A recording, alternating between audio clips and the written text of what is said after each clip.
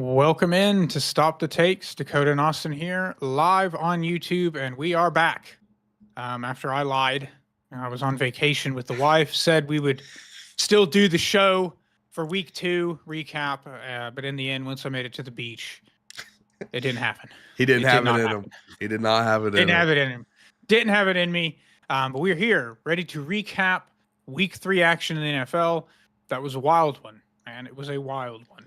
The 1 p.m. window specifically had quite the excitement in it this week. It did. Yeah, I mean, just an insane week of football. Like you said, the end of the 1 p.m. window was unlike anything I've ever seen with the blocked field goals. We'll get into that game by game, obviously. And then just some shocking results as well. Like, the first 2 weeks, usually the first 2 weeks is when you get the shocking results because you're going purely based on your priors. And sometimes your priors don't match up with what's actually happening in the season. That didn't really happen too much from what I can remember. This is the week, though, with the 2 weeks of evidence that we already have. That I'm like, I didn't expect that result at all.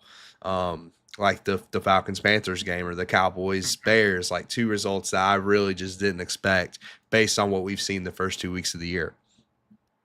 Yeah, for sure. And it's always tough to draw conclusions after the first couple weeks, but even now adding week 3 into that, like there was a few curveballs in there that now there's the teams that are really good. There's the teams we know that are really bad. And now the middle is becoming a bit more blurred too, where it's like these things you're starting to draw conclusions on after 2 weeks have faded a little bit.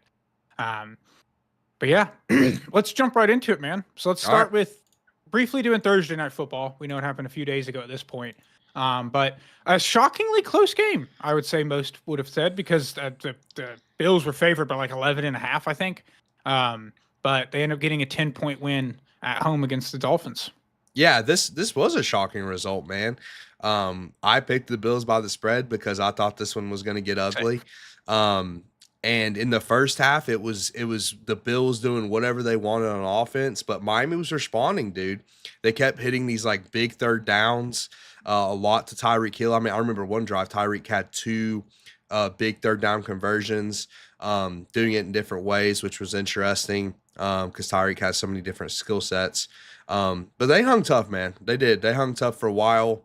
I mean, at the end of the game, they obviously had the opportunity down 28-21 to potentially tie the game, and then, and to do that pick, which was not great. That was a horrendous read, dude. I mean, he just did not see that linebacker there at all. He just didn't see him.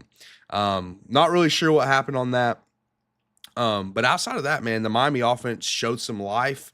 The defense, hung tough in the second half, but, overall, Bills were just the better team at the end of the day. Yeah. I saw Kurt Warner break that play down, and it's like, again, I know he's a quarterback, but everybody is speculating on what the exact design play is. But I saw them trying to defend Tua with it, of basically saying that it's a thing you just have to throw and hope that it's there.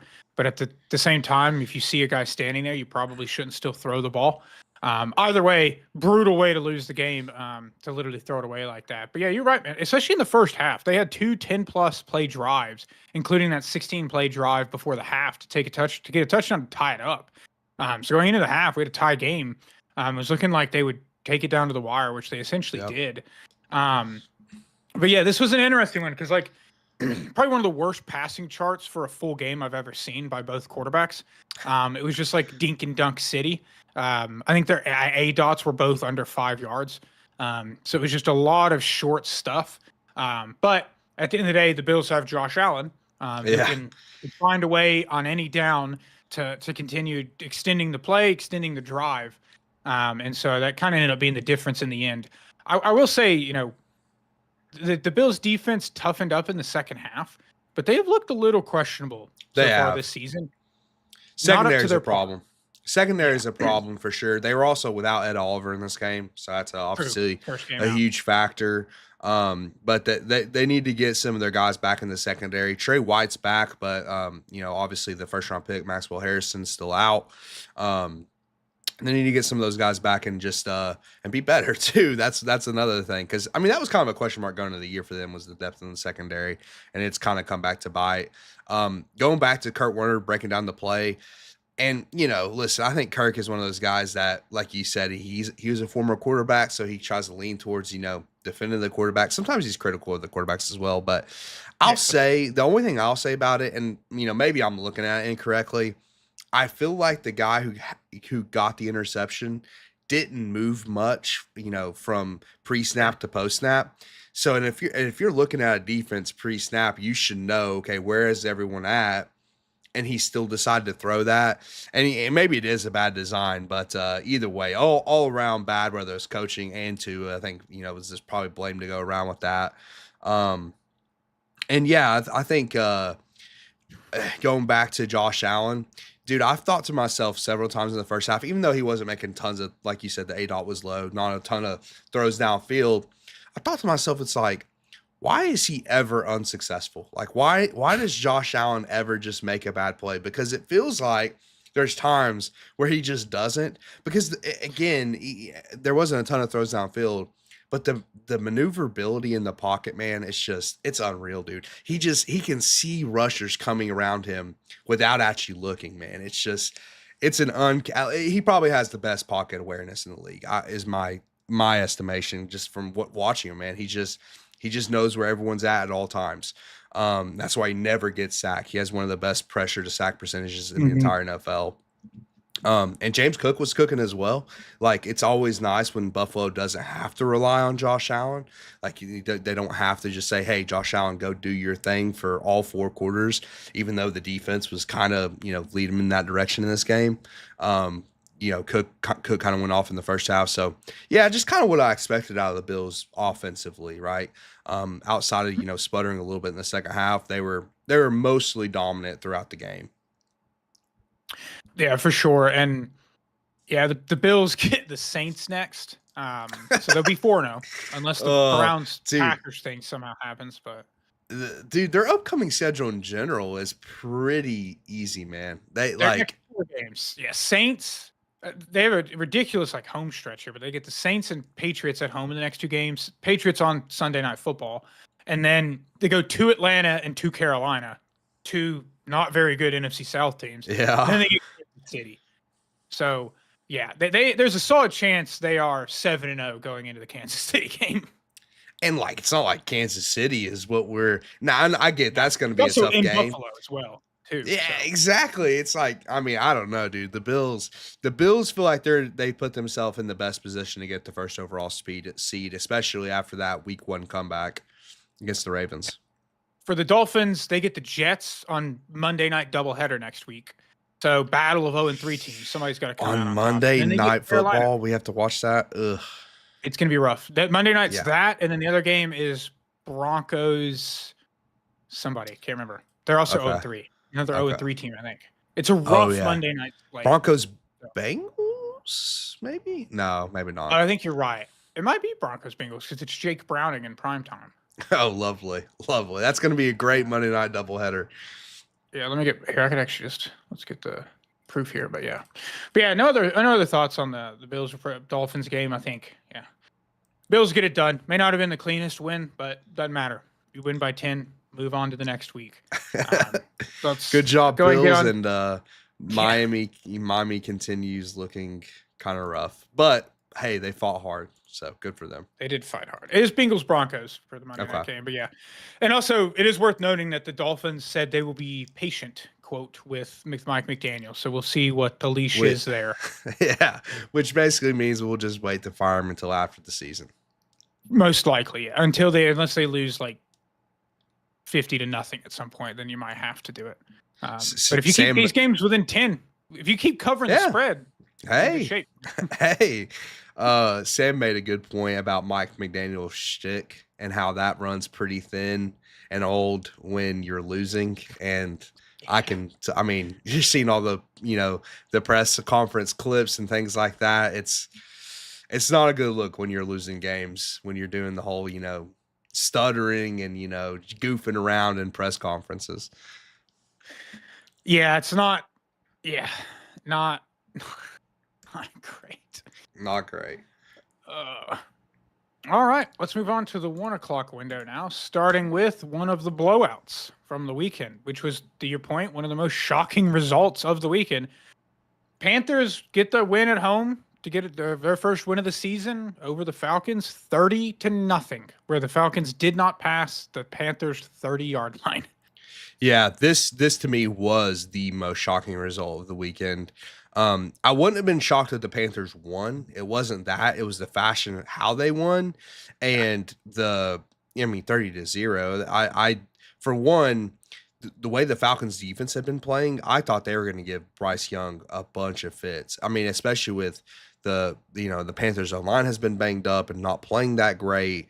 So I really expected, Bryce to be under duress in this game. He wasn't, but he also wasn't really the reason they won the game either. Like Bryce was solid. I think he threw for like 120 yards or something like that. Which, they didn't. I mean, the game got out of hand pretty early, so it's not like they needed him to sling it around. But yeah, man, it was a extremely shocking result. Michael Penix was terrible. I mean, he was not good. He had I call it a Cam Ward-esque throw because it's what It was it the happened same thing. before it. Yeah, Exact exactly. It same was thing. exact same thing. And the Cam Ward one happened first, but late to the flat, pick six. It was ugly. I don't know if it was as ugly as Cam's, but still, it's a pick six, late to the flat, not great. A mistake you expect a young quarterback to make, but not one you can make. That's the thing, not one you really can make. And that's when it kind of started getting out of hand. Nothing was working offensively for the Falcons. I mean, Bijan made a couple nice plays, I remember, but it didn't look good, dude. It really didn't look good. Penix didn't look good. And then I'm very disappointed with the Falcons defense. I thought they turned a corner, and I thought they were, turning into one of the better units in the league. But, in 1 week they just kind of reversed that. So Yeah, and Penix had another pick in there that I should have been a pick six, but the DB had like the worst vision of all time, Yes. trying to get to, and then ran backwards for a little bit. Oh, dude, It was brutal. That that should have one been a pick six. irritated me. It did, because I was like, just go outside. Yeah, it's ridiculous. But this game was like the Panthers' offense didn't really even dominate this game. It was just that the Falcons' offense could do anything. And Yeah. early on, we summarized kind of this week with a lot of special team stuff, the block kicks, but special team stuff in general played a huge factor. And a break went the Falcons' way early in this game, where Trevor Etienne, brother of Travis, muffed a punt. They get the ball at the Panthers 33, end up losing 3 yards and then missing a field goal. And then from there it was just downhill. Like after that, they couldn't do anything. And they missed another kick. So after cutting Younghoe Koo, they then have Parker Romo come in and miss 2 kicks. And kicking has been another factor across. The special teams in general are playing a huge role in NFL games right now. It's kind of insane. Yeah, especially this week, overall, man. This week specifically was summarized by whether it's block kicks, missed field goals, block punts, punt return touchdowns. It was a lot. But yeah, this was by far the worst we've ever seen of Michael Penix. And it's weird. It's like on paper, you're like, against this defense, Exactly. the Panthers defense is what caused that. And that's kind of concerning.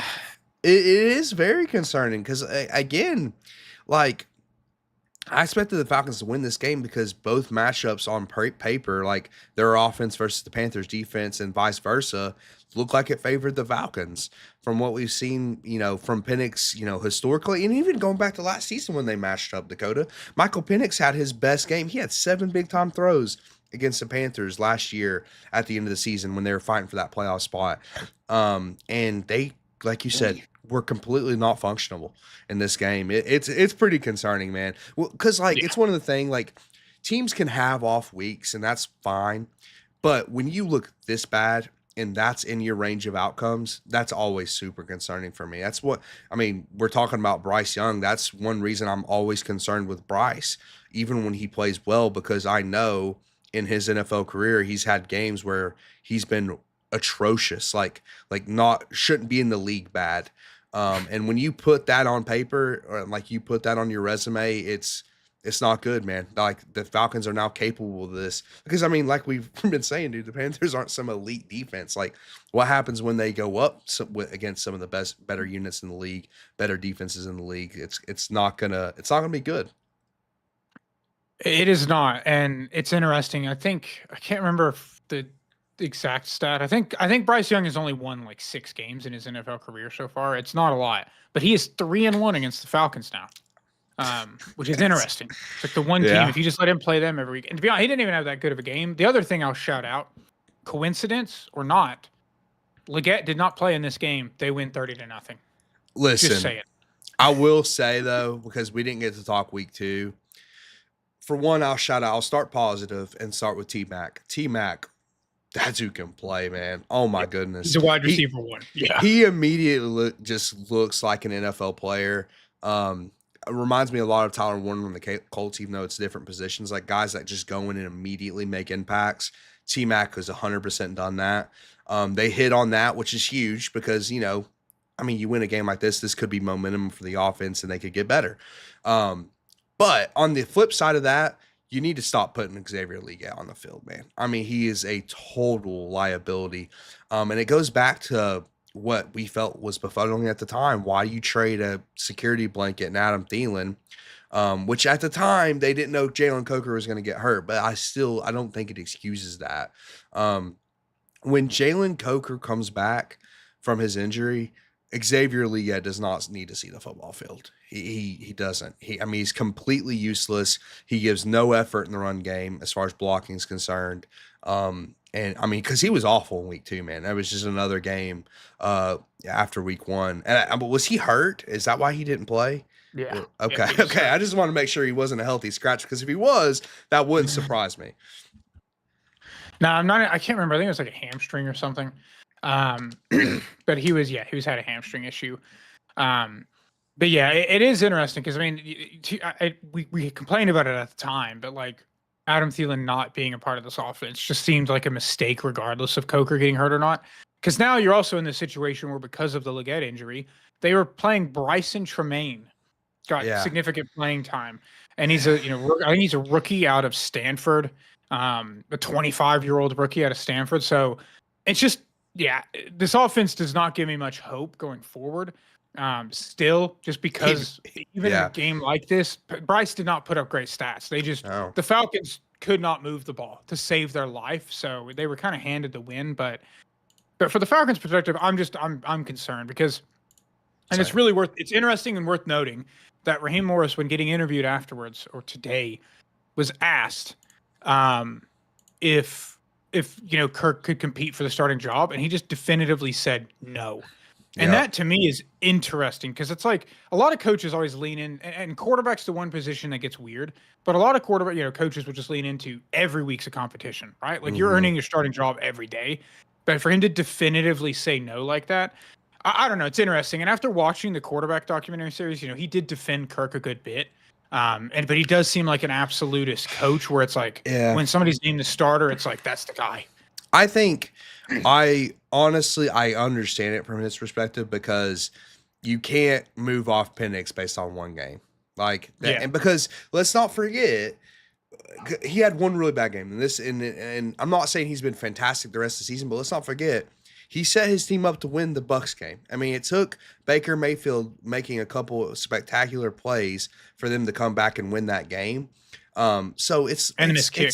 And the missed kick, exactly. And that's why they cut the kicker. And now they continue to have kicker problems, which I don't understand how we can't find 32 guys that can kick field goals on a consistent basis in the world. I feel like that should exist and it does not.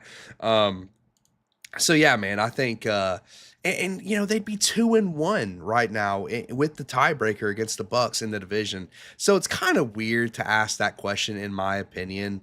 I get why they did because Penix was, I mean, he was awful. I mean, like a 29 passing grade in that game against the Panthers, against not a great defense. But I get it, man. You don't want to just completely tear the confidence down from your quarterback. And it's kind of like the opposite of the Brian Daboll approach, right? Where he was like asked about Russ, will he continue to play? He's like, well, I don't know, maybe not. We'll see. We'll see. And I get that's a different dynamic there, but honestly, I kind of lean towards the Morris approach where it's like, hey, like we believe in our guy. We spent a top 10 pick on this guy.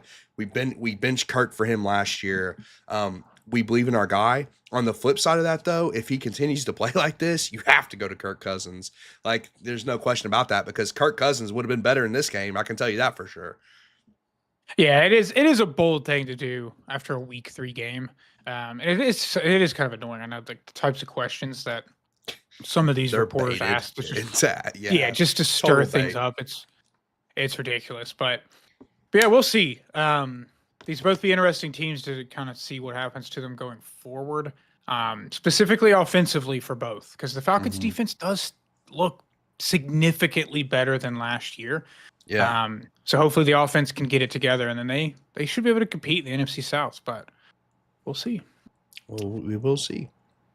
All right, let's move on to one of the other biggest shocks of the weekend. The Yep. Browns upset the Packers 13-10 off of a Joe Cool comeback win. Technically, yes. Technically. Technically, he got some help. I mean, if you just look from the Packers defense perspective, there's no surprise at all. They basically gave up nothing in this game. I mean, they were phenomenal. Again, the problem 0 was for the 3 quarters. Yeah, exactly. 0 for 3 quarters, and then like the field goal at the end wasn't on the defense. They the offense has the block kick, which will, of course, we'll get into that. But it was the offense that just couldn't do anything against this Browns defense, man. The Packers were banged up on the O-line, which the Browns took big advantage of that.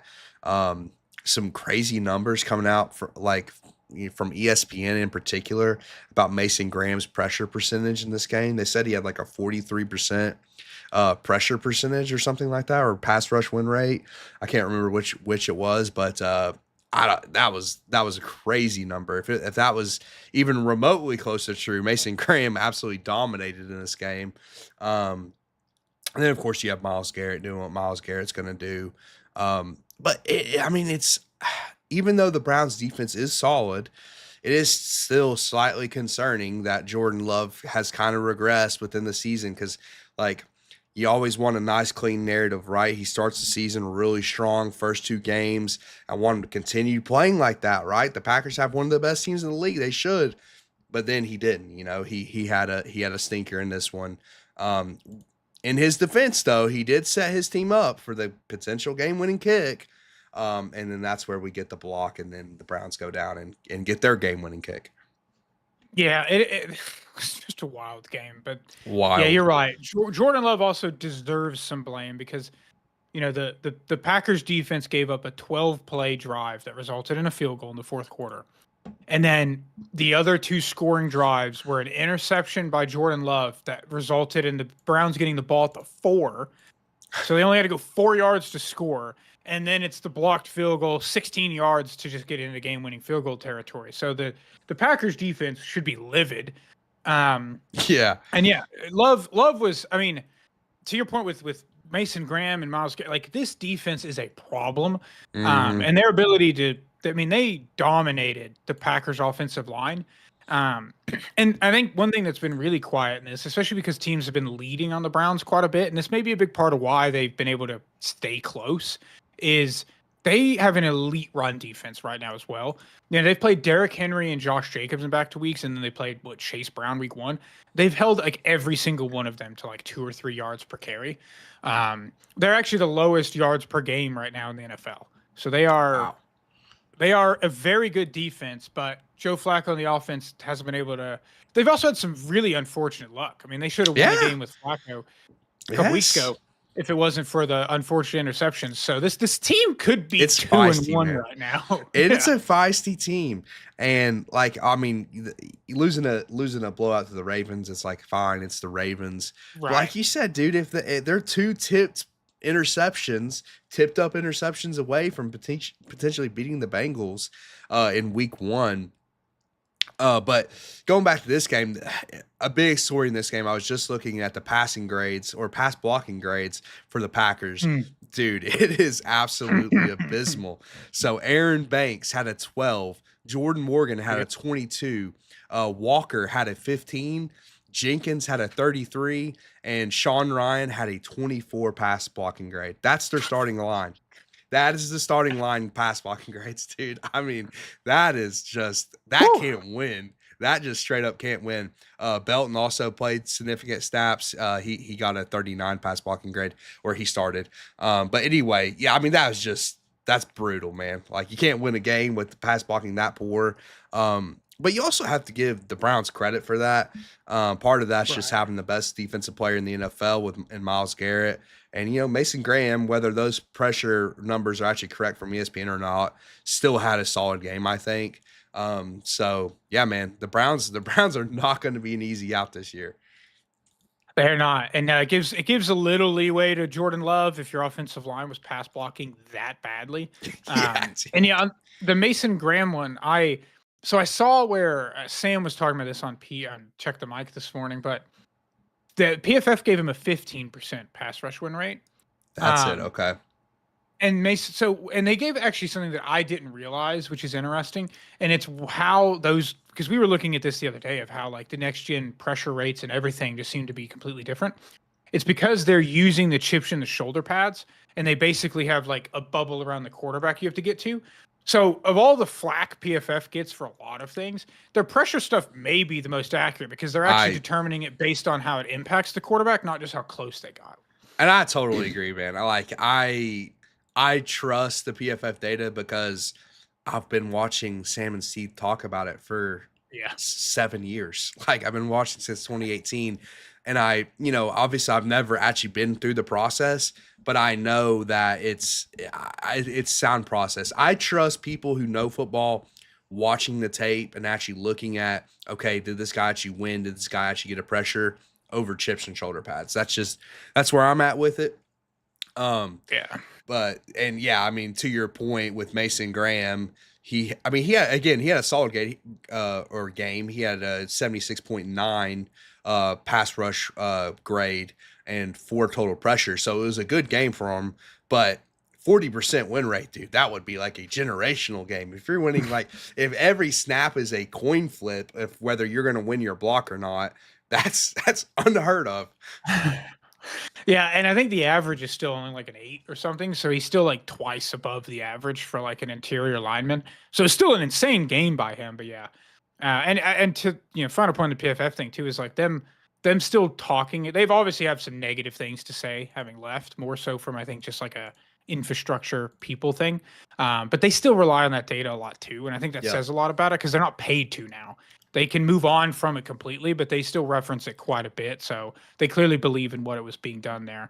Um, two, or one quick other thing that happened from this game: Dwan Jones got hurt Mm. in this, which could be a problem because their offensive line's already been a bit iffy, and him going down is not going to help that for the Browns offense and their woes. So, and then one thing Yeah. I just want to shout out too, because we were talking during this was the fumble controversy at the end of the game that ended up not Mhm. mattering, and the blocked field goal could have almost been some bizarre poetic justice for the Browns because it felt like they got shafted a little bit on what looked like a Jacobs fumble that was recovered by the Browns that they Yep. decided wasn't.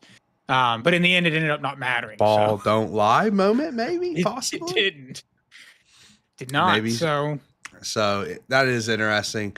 Yeah, because I agree. I thought that was a fumble. But man, this is like you said, dude, one of the more shocking results of the weekend. Because I mean, people are talking like the Packers. I mean, Colin Cowherd said it was over. It's done. They're winning the division. They're making the Super Bowl. Like he doesn't need to see anything else. book it. But that's one of those results, man, that it can happen in the league at any given time. Last thing I'll say on this game, it's a good example of why sack total shouldn't matter to people as much as just general pass rush win rate and things of that nature. So Rashawn Gary had 2 sacks, but only had a 71.5 pass rush grade from PFF, and Micah had a 90.9. And Micah, man, like that's why again it frustrates me when people look at sacks because even last week against the Commanders, everyone was, since it was an island game, Dakota, everyone had their eyes Right. on it. Everyone saw it. They saw, okay, this guy is dominating up front. He might not be getting the sacks, but he's impacting the game at such a high level. And that happened. I mean, that happened in this game as well, again, without the sack totals, but he dominated the game up front.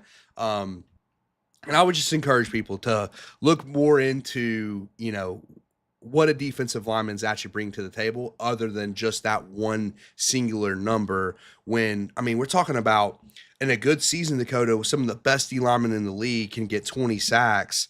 That's 20 snaps in a 800 snap season. Mhm. Like, that's such a small sample of the snaps. That's why pressures and pass rush win rate just matter much more to me, and I think should to other people.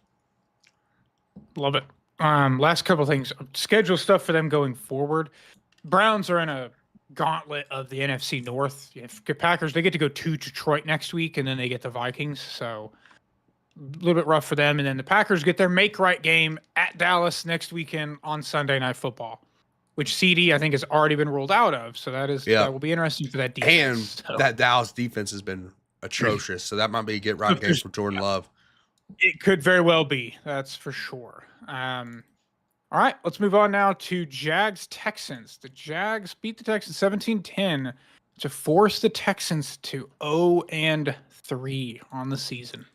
As you put it before we got on air, tough watch, man. This one was a tough watch, okay?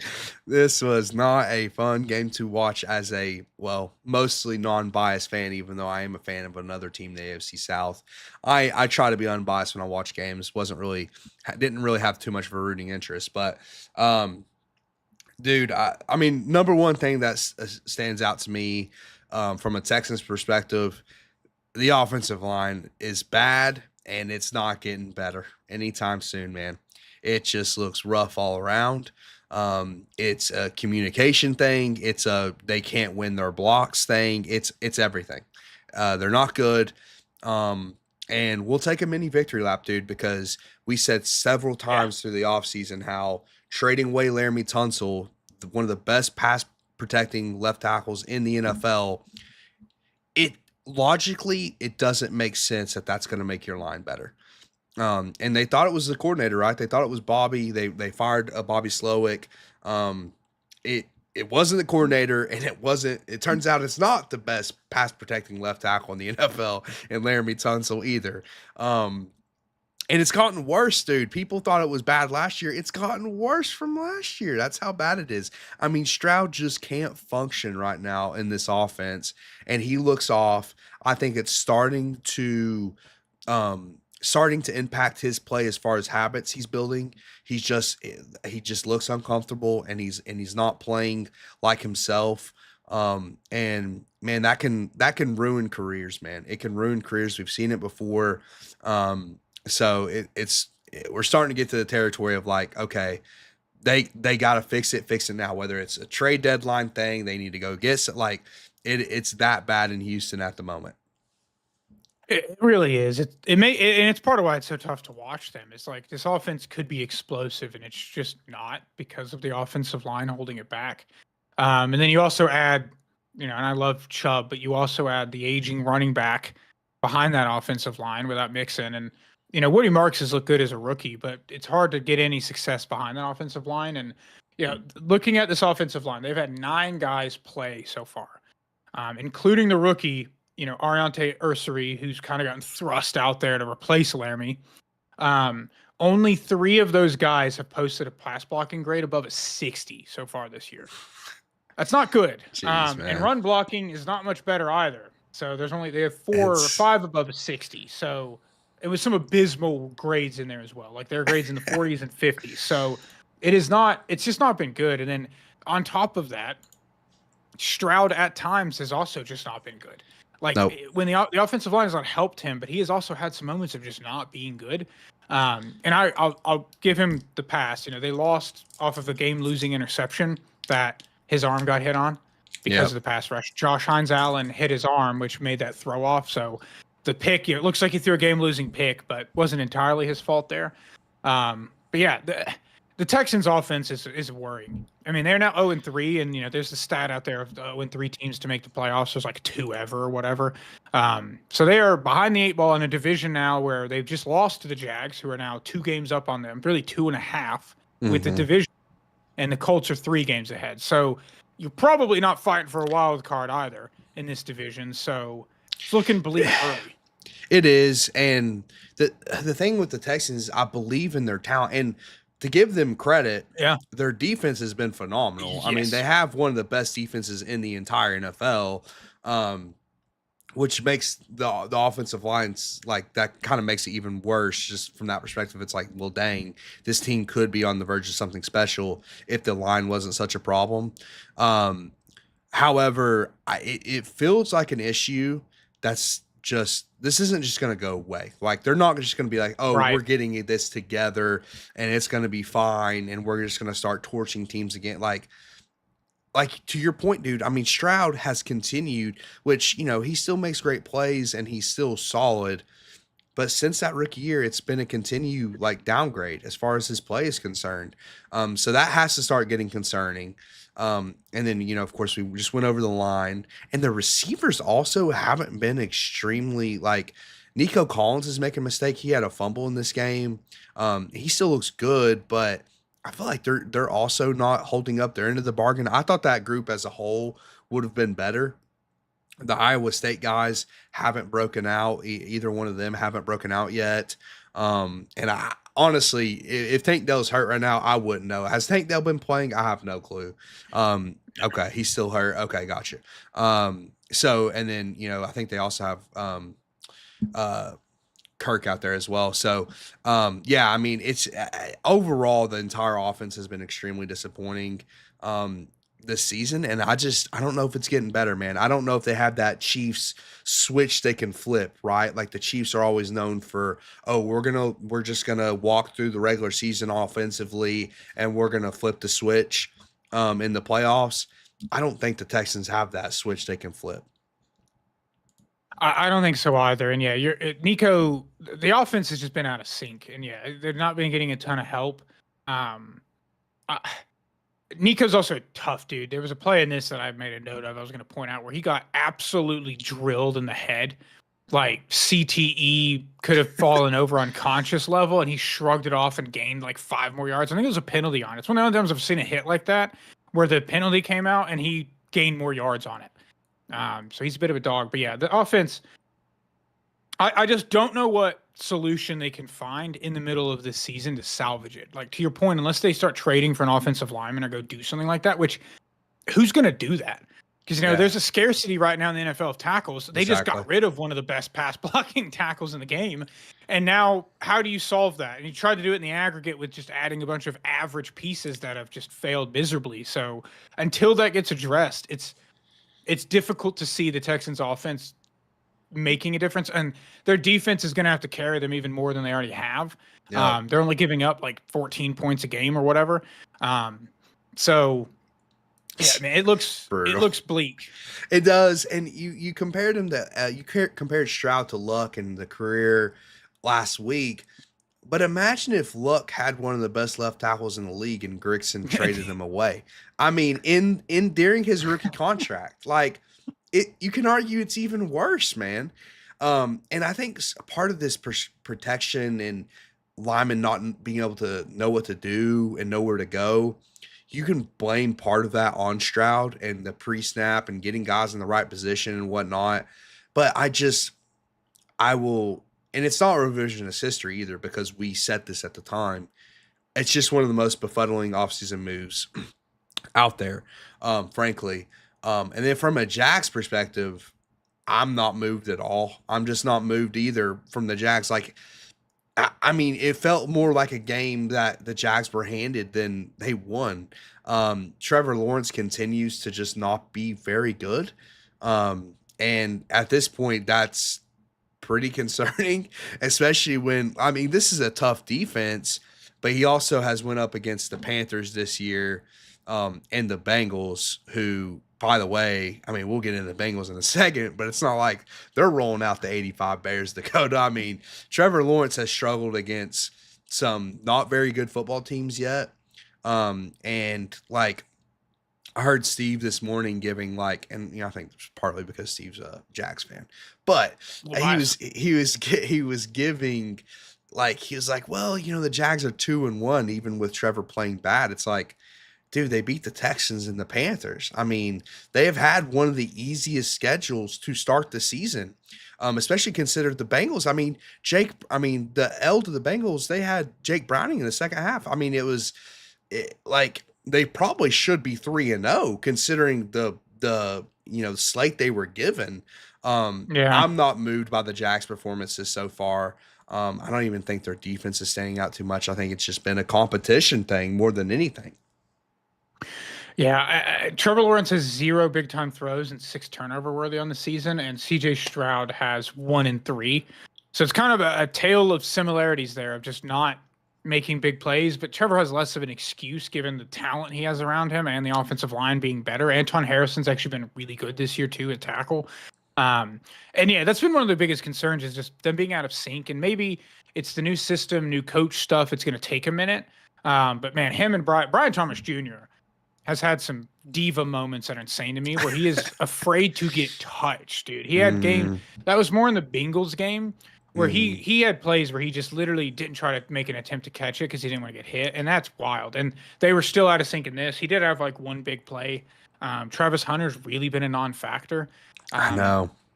At all. Like it's really on either side of the ball. Yeah, and so it's I don't know. I don't feel super great about the Jags either. Their schedule is we're about to find out if they're real or not.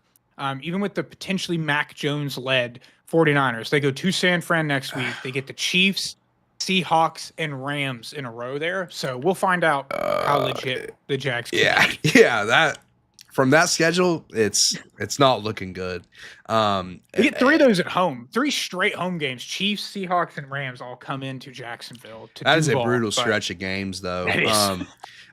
Yeah, dude. I don't know, man. I'm very concerned. Do you think with the Travis Hunter situation, since he's still a rookie, man, and I know he can still play both sides of the ball. I still believe in that. But with the way the offense is performing right now, I almost say, okay, let's put defense on the back burner right now. Focus on becoming more of a threat offensively. Let's figure out how to use him offensively. And then once he kind of gets his feet wet and makes – and he had a solid play in this game, but nothing super impactful yet, like you said. And I wonder if that would just be better for him right now. Hey, just develop as a wide receiver. Let's figure this out. Let's figure out offense and then get him in defense maybe later in the year. Yeah, he actually had 6 tackles, so he was probably on defense more than I realized this week. But I don't disagree with that, especially with the Jags defense. You know, you only gave up 10 to the Texans here. Parker Washington has been way too involved offensively. I would say it's not a bad shout to try to help get this offense moving and just scheme it up. But also part of it, too, to be completely honest, is Trevor. Because there's been a lot of plays this year where they've been open and he's not hit it. So we'll see. Hopefully Cohen can get him clicking. But yeah, Jags take a definitive second place in the AFC South now, behind the 3-0 Colts. So, all right, let's move on to another blowout. Had a few blowouts this week. This one, honestly, is probably the game we should spend the least amount of time on because it was a battle of backup quarterbacks. Yeah. And I will also just – I'm going to lead this off by saying that you shouldn't draw the conclusion Carson Wentz greater than J.J. McCarthy quite yet from the result of this game if you didn't watch it, because Isaiah Rodgers may be the greatest football player of all time. At least potentially the greatest game of all time, dude. It was unreal what Isaiah Rodgers was doing in this game. I mean, his first run at PFF was a 99.9 grade. Defensive grade, which is the highest ever. Yeah, I mean it's pretty good. So his first half specifically, we'll just basically use this to talk about Isaiah Rodgers. It may have been the best first half ever. He had 1 catch allowed for 2 yards. He had a pick 6. He had 2 forced fumbles, one of which he recovered himself and also returned for a touchdown. Unreal, dude. I mean, it's the greatest game ever. I mean. I've never seen a cornerback make such an impact, like in the scoreboard.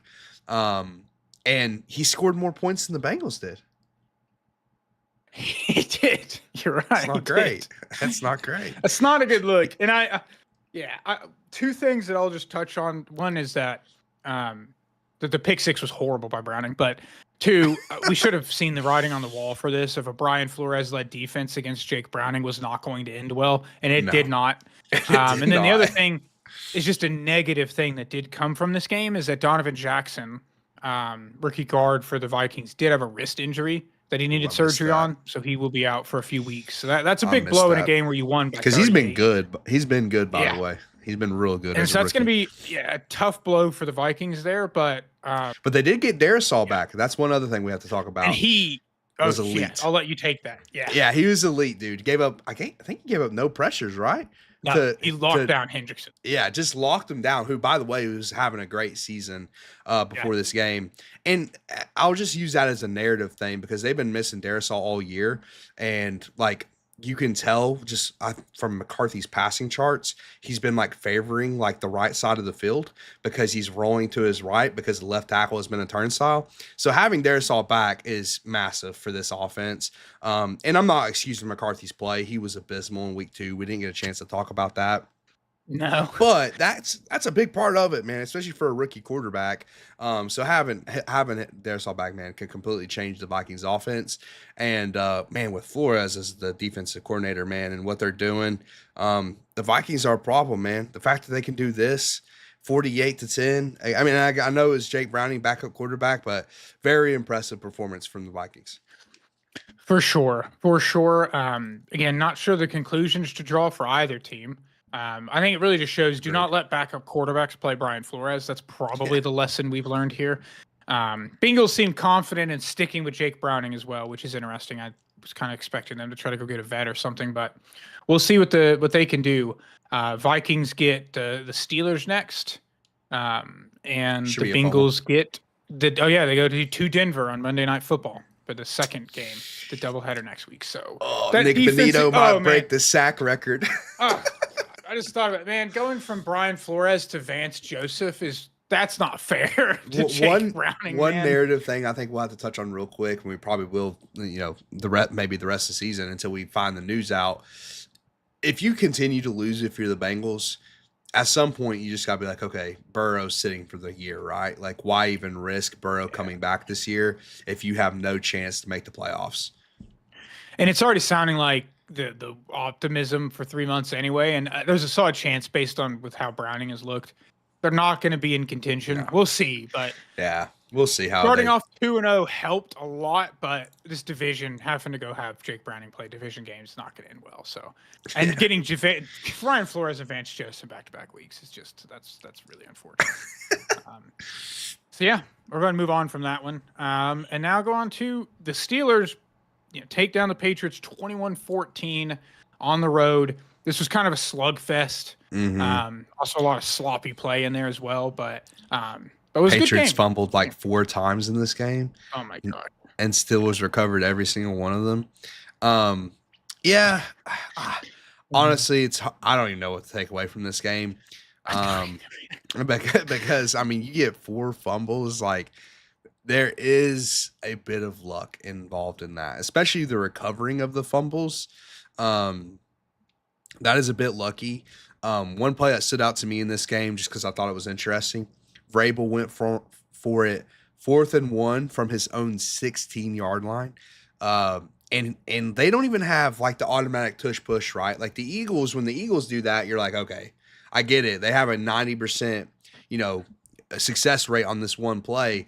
The Patriots did like a little pitch. Now they got it, but it was like, that is a risky. And it's not like they were still in the game at this point, and it's not like it was super late in the game. It was in the first half, if I'm not mistaken. So that was interesting from Vrabel, a guy who I thought was more old. You'll have to tell me how he was with 4th down decision-making with the Titans, because I felt like he leaned more towards, I don't listen to the numbers. It's a feel thing for me, just he feels like that kind of coach. He was, but he was relatively aggressive. Okay. He was. Okay. Comparatively, because right now Titans fans are bitching constantly about how Callahan is the complete opposite. That was one of the ballsiest moves I think I've ever seen. That's like Dan Campbell level of just, all right, putting it on the table. Let's do this. He believed in his guys, man. He believed in his guys. I want to see more Henderson, though, man. Henderson needs to be out there. Stevenson fumbling every 5 seconds. Exactly. That's what I'm thinking. I don't know, man. I don't know if I should give credit to the Steelers defense for this performance. or blame the Patriots. One of those things. Also, Rodgers wasn't great in this game. Um, Steelers offense is, kind of what we expected coming into the year. They had that crazy week 1, and then they came back down to earth in week 2, and then same in week 3. It's kind of what we expected, and more of what we expected. So I'm gonna continue to rely on my priors and say, this is not going to be a great offense this season. Yeah, and box score watchers are going to think Rodgers is having a great year, and he's not having problems per se, but he's also having some turnover luck right now, Yes. where he's had some turnover-worthy plays that have not come back to bite him. He's also like a statue right now. Whenever they get pressure on him, it's kind of painful to watch him try to maneuver. But yeah, this offense, we'll see. We will see. Run game is also a bit of a problem.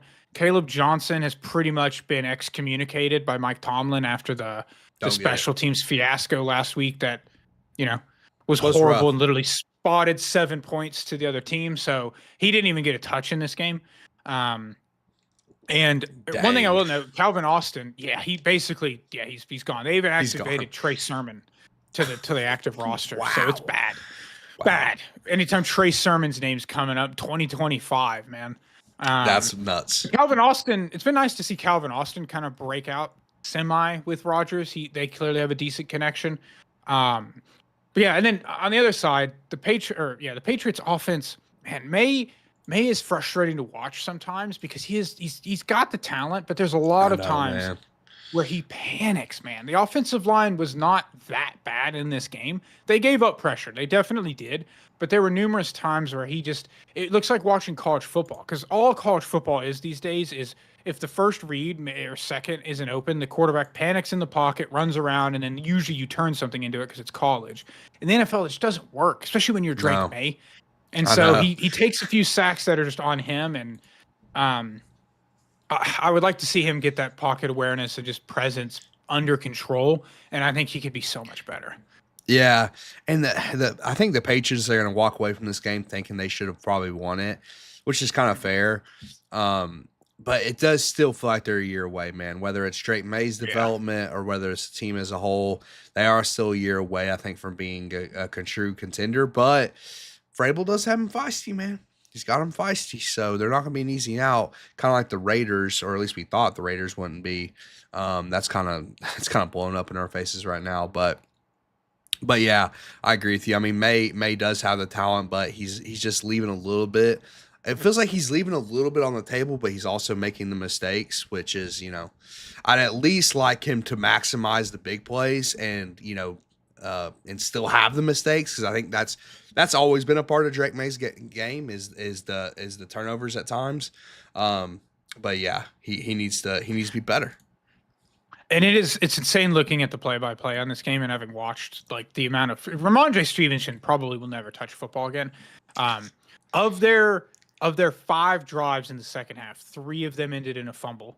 And then what could have been the difference in this game is right before the half, they had a 17-play, 92-yard drive in a Drake May interception in the end zone. And that could have been a difference in a game where you lose by 7. That swing right there is pretty monumental. So yeah, tough for the Patriots, but Steelers find a way to win again, and they are 2-1 now. Yeah. And they get the Brian Flores defense next week with the Vikings. So, all right, moving on to one of the best games of the weekend. Man, what a game! I gotta give the credit where the credit's due. Jalen Hurts did lead quite a comeback here. He did. The Rams were dominating the entire first half. They went into the half 19-7. Could have been worse if they didn't have to keep kicking field goals and like goal-to-goal situations as well. And it came back to bite them in the second half. The Eagles' offense, it's like Patullo finally realized, wait a minute, I have one of the best receivers in the NFL. I have one of the best 1-2 punches in the NFL. Why don't we scheme up some stuff and let Jalen Hurts throw the ball around? They did that in the second half, and it worked. Exactly. Because, I mean, they've been so used to being in this mode of we don't have to rely on Jalen Hurts. We'll just let him, dink and dunk and control the clock and run the ball, play good defense. That's been the Eagles. this season and then even going into last year. In this game, this is a game where, like you said, they got down early and then they realized, okay, we have to break out another way to win. And another way to win is using our elite wide receiver in AJ Brown, who looked fantastic in this game, and letting Jalen Hurts get him the ball. And like you said, to his credit, he was able to do it. So I'm not taking credit away from the Eagles because they deserve credit. However, I will say that it felt like the Rams left a lot on the table in this game. I'm just especially offensively, like starting in the first half, continue to settle for field goals when you're moving the ball on a consistent basis. You're really getting everything you wanted in the pass game. I mean, every time I looked up, it was Devontae Adams catching a deep ball down the field or Puka Nacua catching a deep ball down the field. Like they were getting whatever they wanted on this Eagles secondary, which, by the way, has been questionable at points this year, going back to the Cowboys game week 1. But and then going in the second half, I felt like they just stopped being aggressive downfield. They stopped taking those shots downfield, and stop feeding Puka and Devontae. So that was kind of disappointing to see from a Rams perspective because it felt like they could have won this game and probably should have won this game. But yeah, credit to the Eagles and Hurts for coming back and leading that last drive. It's definitely one where the Rams are. That was probably a rough locker room to be in because it was also a bit of a revenge game for the playoff game that also felt like they could have won there at the end in the snow. And instead they're on the heartbreak side of both of those games. And yeah, the Rams run game also was pretty good in this game as well, which was notable. Like they had a well-rounded offensive attack. But then in the second half, to your point, they put their foot off the gas, and then defensively they didn't really have an answer for. And it's funny because every Eagles drive would be like a first, maybe even a second down run to Saquon, which would go nowhere, and then Hurts would make a play and they extend the drive. So it's like if the Eagles had just leaned into that even more, things probably would have been better throughout the game. But yeah, Hurts was fantastic in the second half, and he also took a beating in this game. And he is probably the toughest quarterback in the NFL. I don't think it's even crazy to say that, like him and Josh Allen, but the fact that he's built like a linebacker. And every other play rocked by Jalen McCullough. Oh yeah, and then every other play he's getting 600 pounds of linemen on top of him. With the tush push. It's he is extremely tough. Also have to give Stafford credit, man. That he led the game winning comeback drive. He put his team in position. But I got to give even more credit to Jordan Davis. That was one of the craziest plays. For a guy his size to jump up like that and then recover it on the run. Now, of course, at that point, they didn't need the points. However, that did cover the spread. So anyone who bet on the game was pissed, I'm sure. Yeah, exactly. He probably had money on it. But still, what an unbelievable play, man. The block and the return. Unexpected from Jordan Davis. Apparently he slimmed down and has been way more effective this year, which is cool to see for the Eagles. But that was an unbelievable play, so give him credit for that. But unfortunate for the Rams, man, especially when you win this game, you could be fighting for the number 1 seed in the NFC. And that's a very good point. It's a 17-game season, but there are individual moments like this that can play a factor later on when we're looking at seeding. And this will be one of those moments.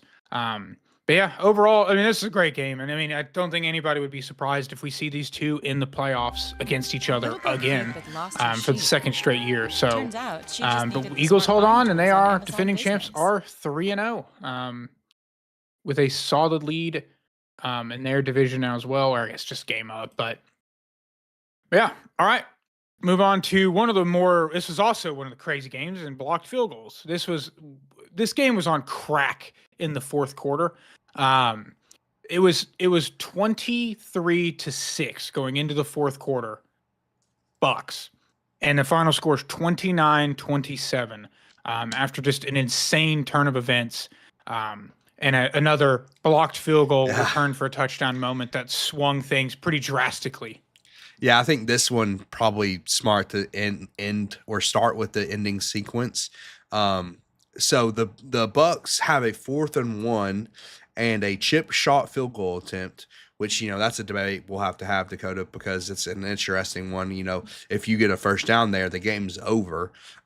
Instead, they opt to go up by 9 at that point because they were up by 6 at the time. It was 26-20, and they opt to go up by 9, which, at that point, coming in on the 2-minute warning, if you go up by 9, it's also essentially over.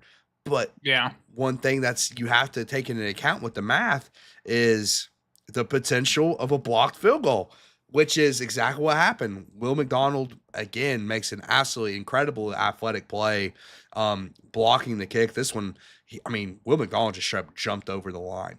Yeah. Didn't touch a soul. Like he didn't leverage. He just straight up jumped over a line, Troy Polamalu style, to block this kick. And then once again, had the athleticism to stay up, recover the thing. And this recovery was much more consequential because he took it back for a touchdown, and that put his team up by 1 point. So, they could have won the game off this blocked kick, but got to give Baker credit, man. Another game-winning drive led by Baker Mayfield. 3 in a row. That's never happened. It's literally never happened in NFL history to start a season. And he's just so cool in these moments, man. And he made a play in the final drive that didn't even count. That was nice. That sideline throw to Emeka Egbuka, where I thought that was worth a review. I thought Egbuka caught that. But then he made another throw to Egbuka to continue that drive and, set up the game-winning kick. My only problem with the game-winning kick is, why didn't Will McDonald go for the same strategy? I know it was a different distance and whatnot, but to me, you just showed you can just jump right over the line. Why not try that again? Yeah, it is true. It's like it literally just worked perfectly, and then just doesn't even attempt it the second time. Yeah. And it is, all credit to Baker and the Bucs offense of being able to go down and win this after just a complete and utter collapse, and just wild turn of events, because Tyrod Taylor deserves the credit for leading 2 10+ play drives as well in the fourth quarter, where and to the credit again of Baker, they punted on their first drive of the fourth quarter. Then the Jets have a 10-play drive and score a touchdown. They lead a drive. They get a field goal out of it. Baker goes down and scores again. Then the Jets have another long drive, score a touchdown. And then they get what should have been another field goal to put the game away. It gets blocked. So it's like this also could have been wild sequence had they ended up losing, because in a similar thing that we saw in similar-esque in the Titans game, they did line up to try to get them to jump, I think. And they ended up taking the delay of game.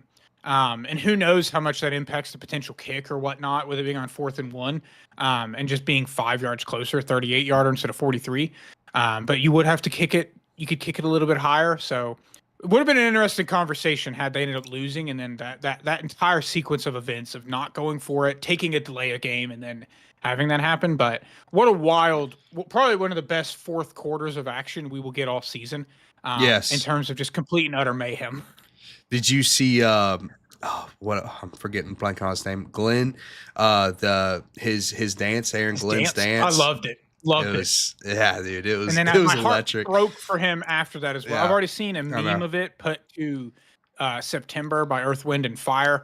That was fantastic. That was awesome. If you haven't watched a clip of it, go look up Aaron Glenn's dance after they had it was awesome. It is epic because go ahead.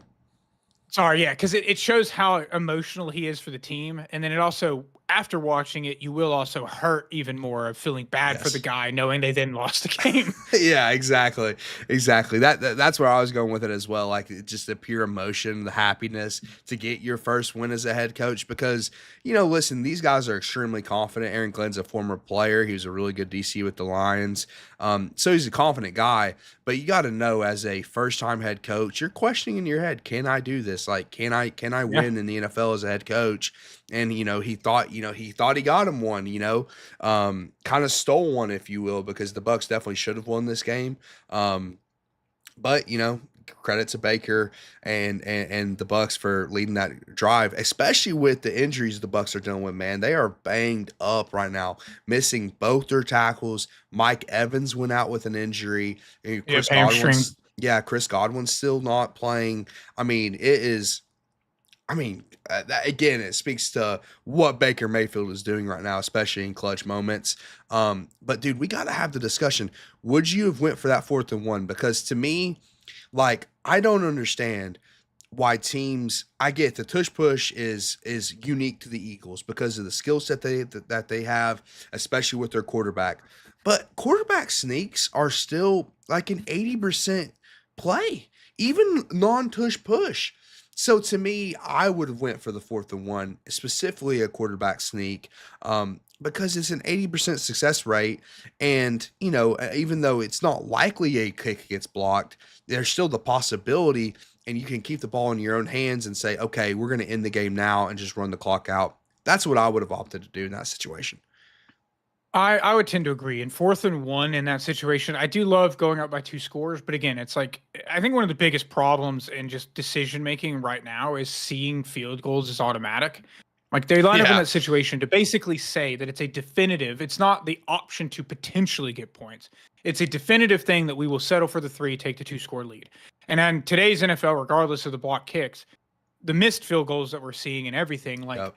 I would much rather put in my quarterback and my offense to get a single yard and in the game. The game's Well, over after that. So let's also not forget that McLaughlin just missed a kick, the PAT against the Falcons.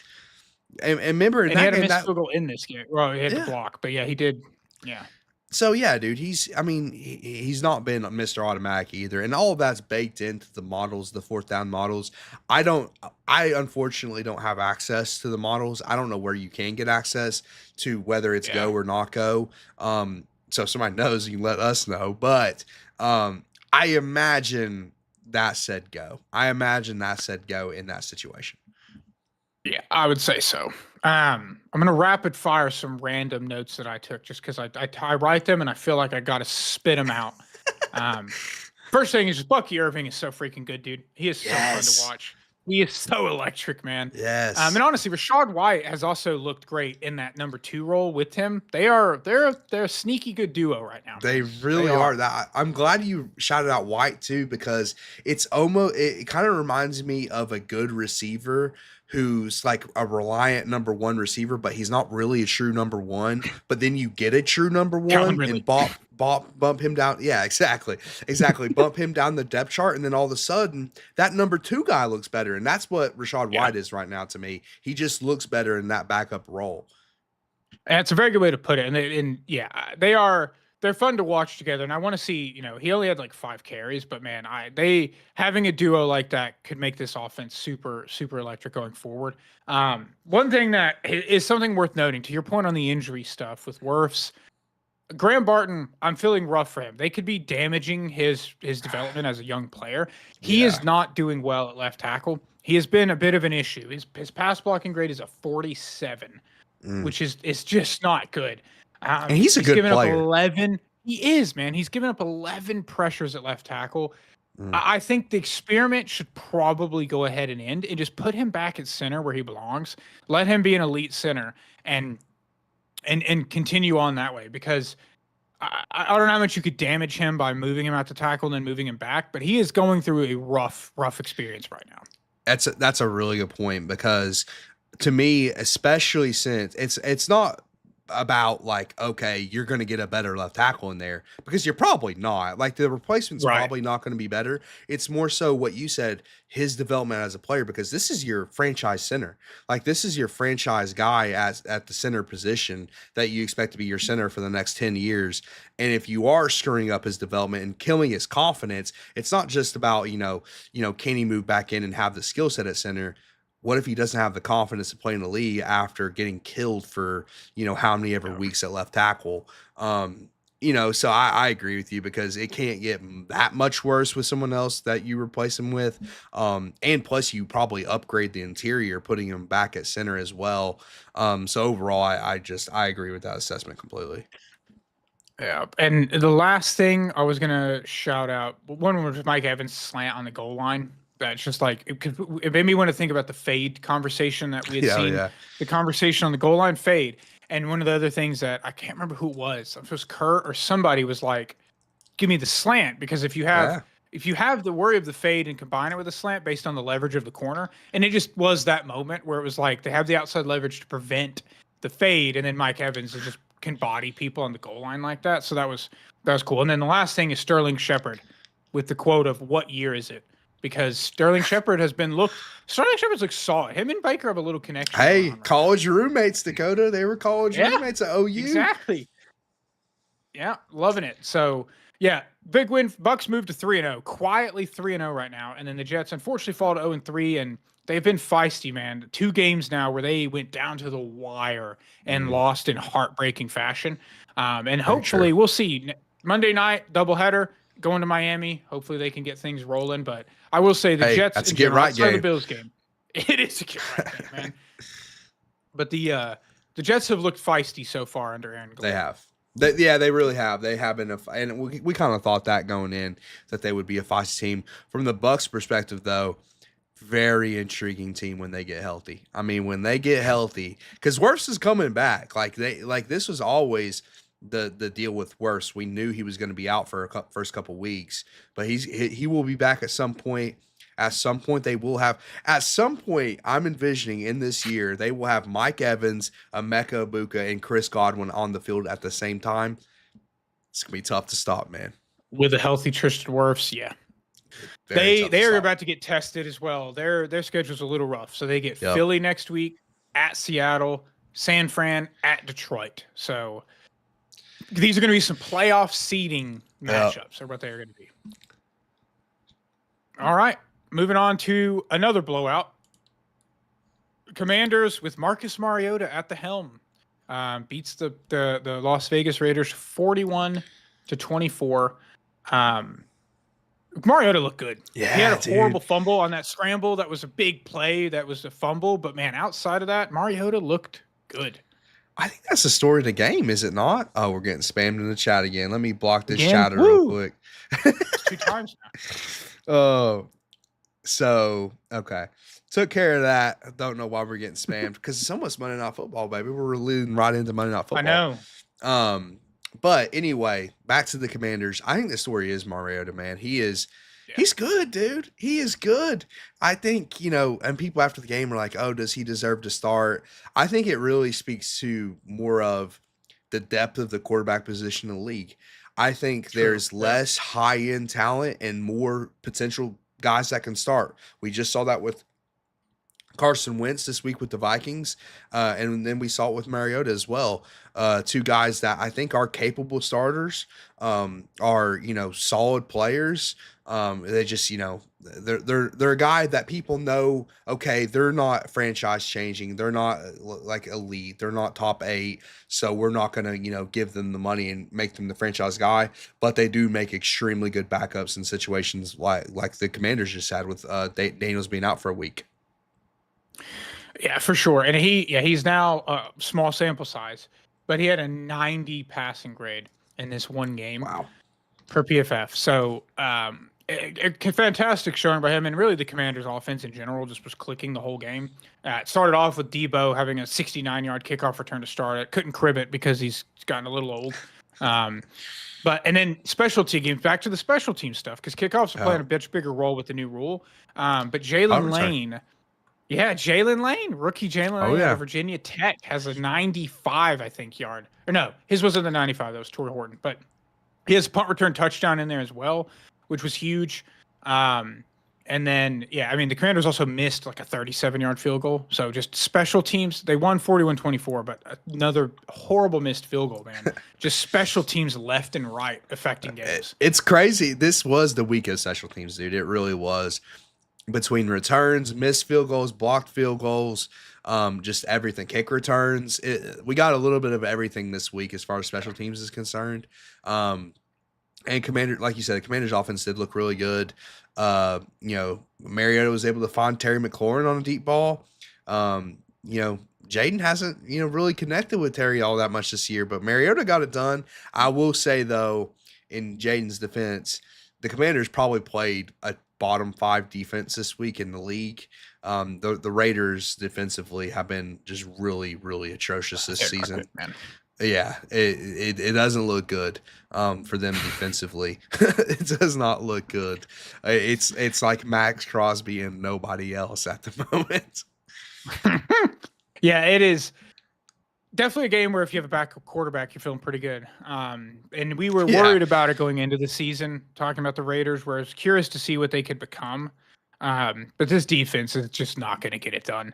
And then offensively for the Raiders, it's been a weird up and down thing where, like, Gino is playing basically just in an incredibly volatile way. He's making fantastic plays or boneheaded plays. It just seems like what's constantly happening. And then, previewing our Thursday show of Stopping the Takes, I already have a clip I want to show on there that was from last week, but it's the Genty one. And it's back to what we had talked about. We won't spend too much on him specifically with the take, but like watching Genty right now is just incredibly frustrating because the dude gets hit in the backfield. And I shared a stat with you earlier, which was just insane. And it was the percentage of yards for running backs that happen after contact. Okay. Yep. And Genty is leading this category where 101% of his yards are coming after contact, meaning he has never made it past the line of scrimmage without being contacted. And that is absurd. Well, I don't know. Does it mean he's never made it past? I think it's just an average, right? Like on average, his yards before contact are negative, I think, right now. Like, I think it's the stats like he has -2. I don't know. Either way, it's absolutely insane. Like, he is. And, dude, and I think, for one, I agree with you. I think it starts with the fact that Genty is still a good player, okay? He's still able to make guys miss, and he's making the absolute most out of what is not a good run-blocking situation, which, by the way, has been the case for the Raiders for the last few seasons. And a lot of people blamed it on the running backs. A lot of people put more of the blame on the running back. But, dude, it's a cautionary tale of this is why you don't spend the draft capital on a running back. And a lot of people don't like that narrative.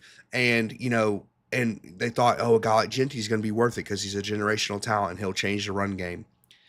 No running back, maybe outside of Barry Sanders in NFL history, can change a running game. They just can't do it. No matter how good Genty is and no matter how much he's making up for this awful pass or run blocking line right at the moment, he just can't do it. So it just like, I don't know. I don't know how it'll work out. He's only 3 games into his career, so it's definitely not like. And we'll get into Ryan Clark on Thursday. We will. We'll get into him on Thursday. If you want to watch us rip into Ryan Clark, watch the Thursday show, because he had some really stupid things to say on it. But in conclusion, I think Genty is a good player. But I don't know if it'll work with the Raiders. Or at least it'll take a couple years for them to rebuild this line and actually build it back up to where, he can function again. And again, it's, not to toot our own horns, but like we were preaching this throughout the entire draft process, post-draft process of just the running back does not fix the offensive line. And I mean, even again, the perfect example of this right now is Saquon. Where he leaves a garbage situation in New York where he was averaged less than 4 yards per carry his last season there.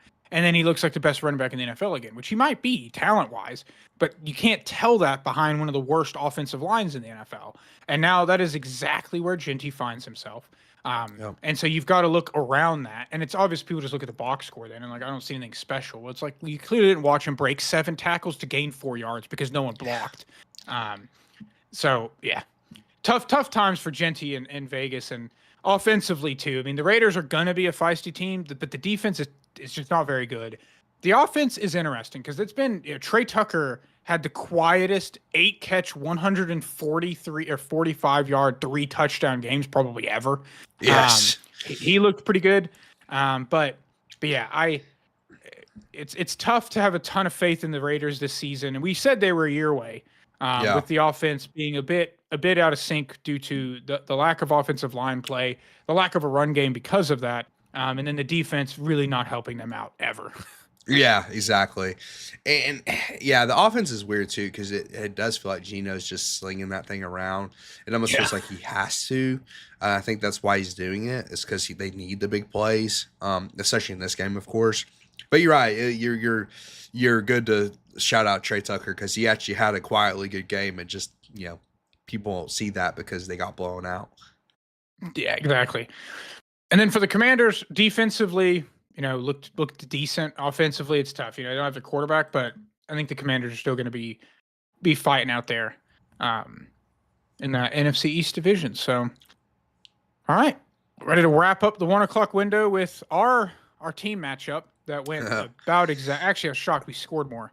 I thought we were. But the Colts get the division win, 41-20 in Nashville over the Titans. I think they extend their win streak to 6 now. I think it was 5 before that, or maybe it went to 5. I don't know. Another game of Daniel Jones just looking really good. Yeah, man. I guess I'll start with the first score of the game. We alluded to it earlier. Cam Ward laid on a flat throw, and he wasn't just late, but he also lobbed it in there. He lobbed it in there like it was an end zone fade, man. I don't know what Cam was. He just threw it to the flat, didn't look. He was just like, he'll be there. It does this, and then Kenny Moore is just like, all right. Yeah, exactly. And so that just kind of set the tone for the rest of the game. And I mean, but the Titans did make the Colts punt for the first time. Now they only made them punt once, but they did make them punt.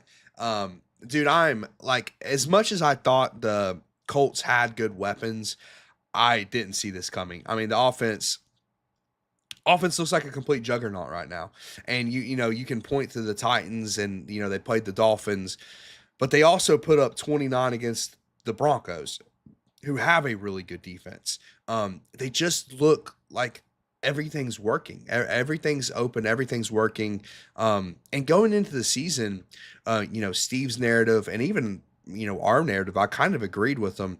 The Colts didn't have stars, right? They didn't have stars. They didn't have guys that, you look on paper and like, oh, this is one of the best guys in the league. I think that's like narrative is actually untrue at this point. Like, I think first of all, Jonathan Taylor has always been one of the better running backs in the league. He is having an absolutely phenomenal season this year, and is easily a top 5 running back in the league. So I would count him as a star. And then I think Tyler Warren, man, I think Tyler Warren has become a star in his own right. Even as a rookie, like he just looked different right away. And then kind of to combine those two guys together, the play that stood out between that both of them were used is when Tyler Warren was lined up at fullback in I formation. JT gets the ball. Tyler Warren makes a beautiful lead block, and then JT breaks like 8 tackles. It felt like absolutely unbelievable run. But yeah, man, it's just I didn't expect it, but it does feel like we have more stars than we thought. And especially offensively. And then to your point, man, Daniel Jones has been, like it's not a bunch of big time throws, Dakota, but it's not, he's hitting what's there. He's hitting what Steichen is scheming up, and he's also not making mistakes. And then sometimes, like the third down scramble, in certain situations, Daniel Jones is making a big play when we need him to. So it's been interesting so far, man. Yeah, to your point, he only has 4 big time throws, which isn't like bad, but he only has 1 turnover worthy play on the season, which is kind of changing tune for him. Because it's kind of been his issue in the past, and he has protected the ball, and he has made some great throws. I had a couple that I noted. Those Downs ran like a deep corner route that I think they may have actually said it was incomplete at first. I think it was the play they reviewed. Oh, yes. Where he had an absolute dot to Downs on that. And then there was one over the middle of the field to Warren that was near the goal, that was in the red zone that he fired in there on like a 3rd and long, I think, too. That was a really good play. It was tight coverage, too. So I mean, he's making throws like that it's just, I mean, the Colts have literally only punted. I don't know if they did it another time in this game or not, but like it's kind of insane watching. We expected Daniel Jones to be better and whatnot, but like it's kind of reaching the point where you're watching this offense and you're like, It's 3rd and 4. I feel like they're going to get it. Like Daniel Yeah, Jones is exactly. going to find a way to get it, whether it's him It's scrambling. Like crazy. he had a ridiculous third Ridiculous down scramble on scramble third on down. this. Yeah. Yeah. And so it's been fascinating to watch, but this offense does look fantastic. And his best throw of the game was incomplete because Alec Pierce went down hard. Listen, hurt, I'm not blaming Pierce on that play because that was an extremely tough catch to make. But that was a really good throw by Daniel Jones. And he got concussed on that play, which, hopefully he'll be back ASAP because he's been really good this year as well. It's like a combination of, it feels like all the weapons have gotten better. Some of the young guys have developed, like Downs, Alec Pierce, they got better. And then Michael Pittman has been re-unlocked because he finally has a quarterback that can get him the ball again. And then Tyler Warren immediately comes in, is a difference maker. JT's a difference maker again. And then the interior linemen, the guys that got replaced, they've been good. They haven't been a problem. So yeah, it's one of the stories of the season, I think. Daniel Jones and how he's playing, especially offensively. Now, from a defensive perspective from the Colts, there's still question marks. It's not been like a dominant unit or whatever. But as long as this offense is playing like this, I think the Colts are going to have an opportunity to be in every game they're in. Absolutely, man. And yeah, back to your original point on Jonathan Taylor. He's leading the league in rushing by about 54 yards right now.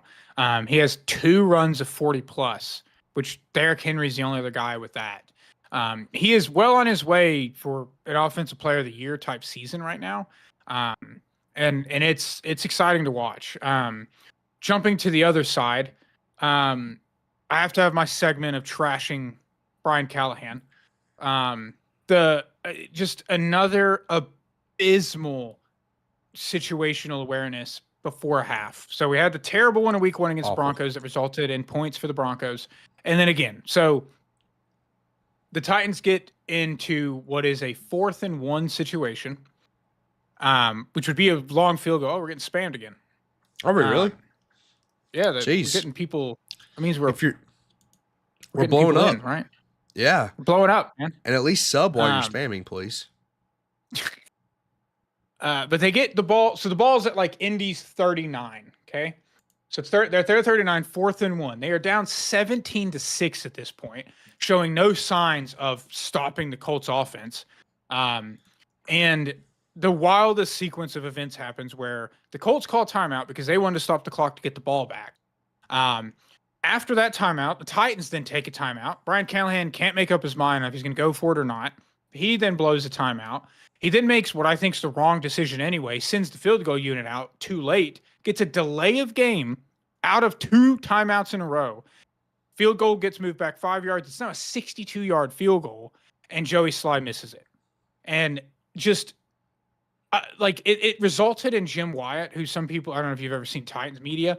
He's a Titans media guy. So like he writes for the Titans website, has to be a pretty positive person. His article was basically like, I can't ignore how awful this sequence was. And it's brutal, man. It's just between that, not knowing the rules in week 1 as well, just Callahan's coaching is a problem. He's totally in over his head.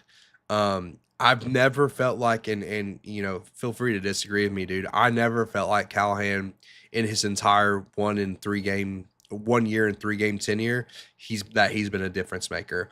Also, don't think I don't think he handled the Levis situation well either. The way he just blew up on Levis and things like that. And I get how frustrating Levis was, but you have to be more composed as a head coach than that. Like, players can do that to coaches because they're in the game. Like, they're in the game and they have to play with emotions. Coaches need to be way more level-headed.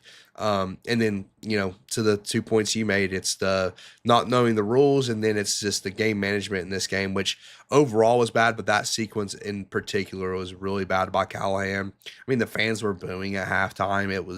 It's pathetic, dude. It's really sad for Titans fans, and it's mostly sad, I think, for Cam Ward because it's just a wasted year of development. And this is why we kind of had a little bit of this conversation before we got on.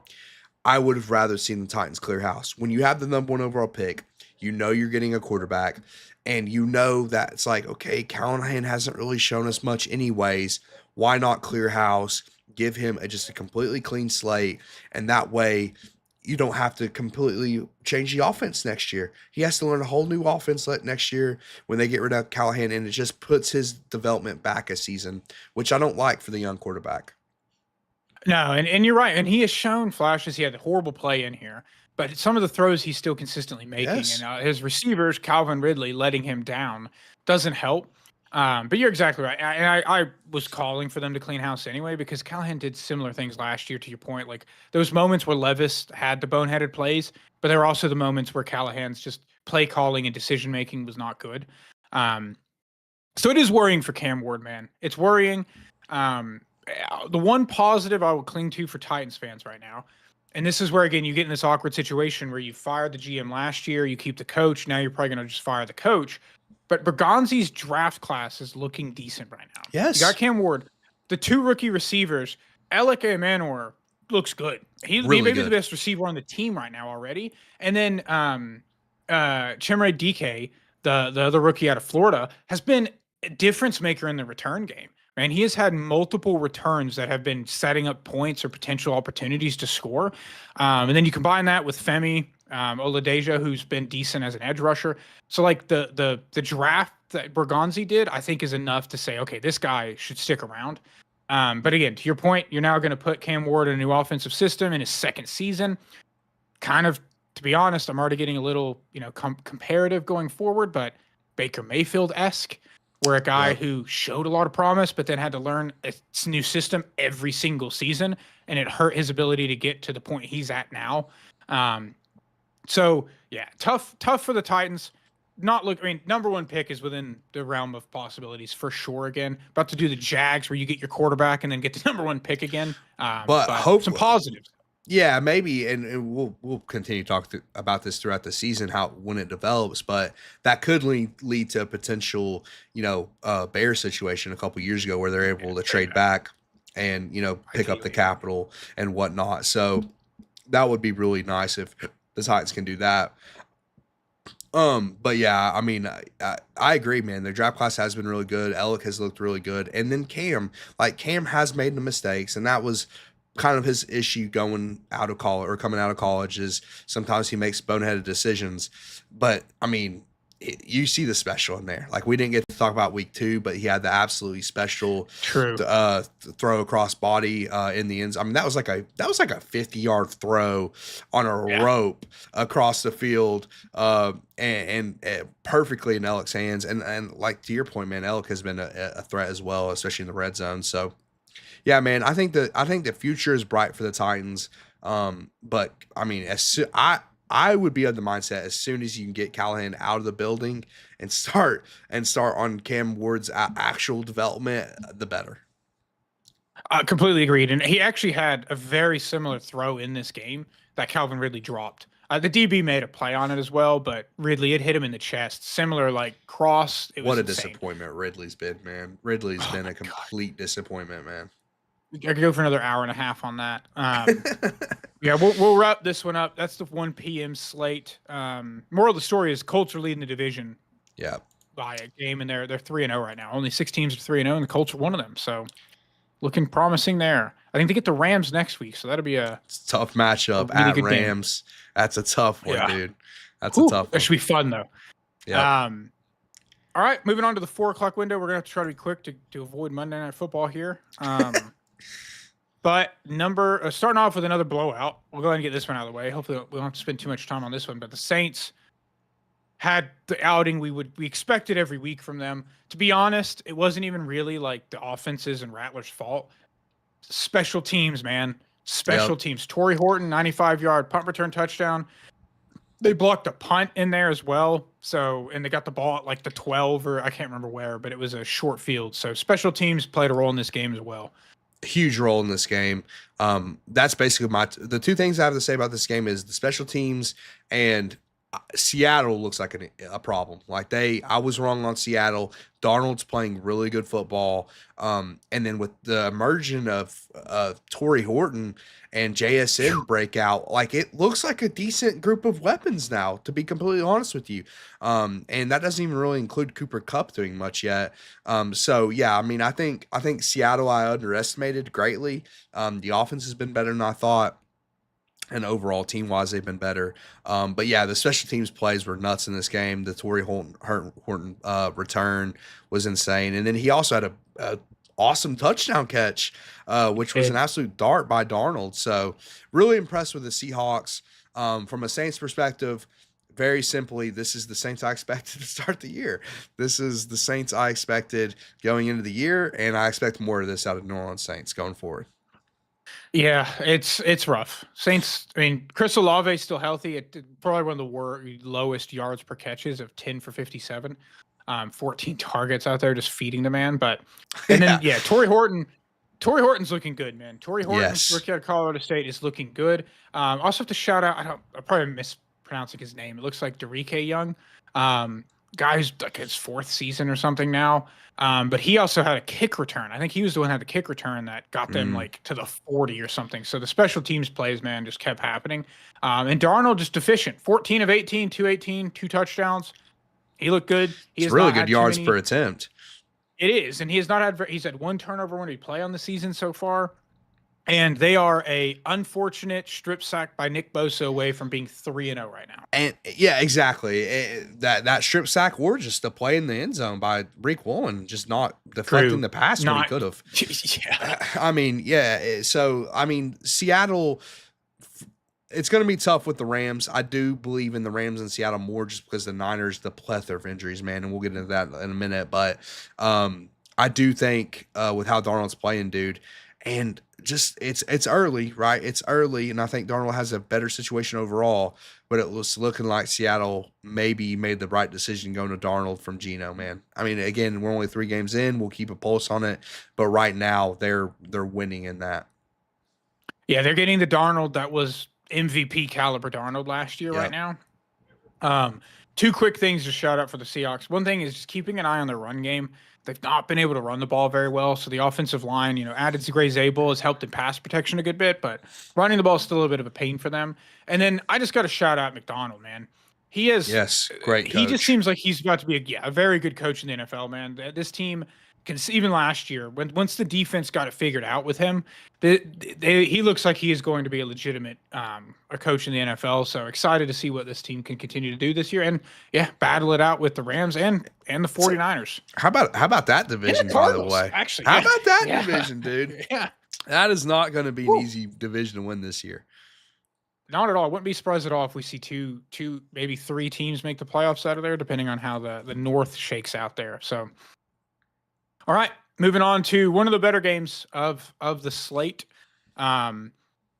Chargers pull off the win against the Broncos after getting up 10-0 early and then blowing the lead. They get a game-winning field goal and take the win 23-20, sweeping their division to start the season, by the way. 3 straight division games, which is insane. I'm high on the Chargers, man. I'm high on the Chargers. They started with a really tough schedule. It's not easy to start a year with 3 division games and come away winning all of them. Couldn't have been a better start for the Chargers. It's hard not to view them as the favorite in that division going forward. And then I think I'll start with Herbert making the plays in the big moment, man. I mean, they needed it at the end, and he gave it to them. And that's been something, a criticism of Herbert. People feel like he folds in the moment or he doesn't show up. And this is a huge game, by the way. I get it's not a postseason game, but this is like a game later down the year that could decide this division. So the fact that Herbert came through in those big moments was huge. For sure, yeah. He and his box score watchers will look at the interception, but it wasn't his fault. It was early in the game, and he got his arm kind of got hit, and he was almost stumbling, and the ball got deflected into an interception. So don't look at the box score. He had a really good game. He did. And yeah, you're completely right, man. He led the drive to win it after Knicks failed to do the same thing on the other side. They get the Yeah. ball tied 20-20 with a chance to go win it, didn't do it.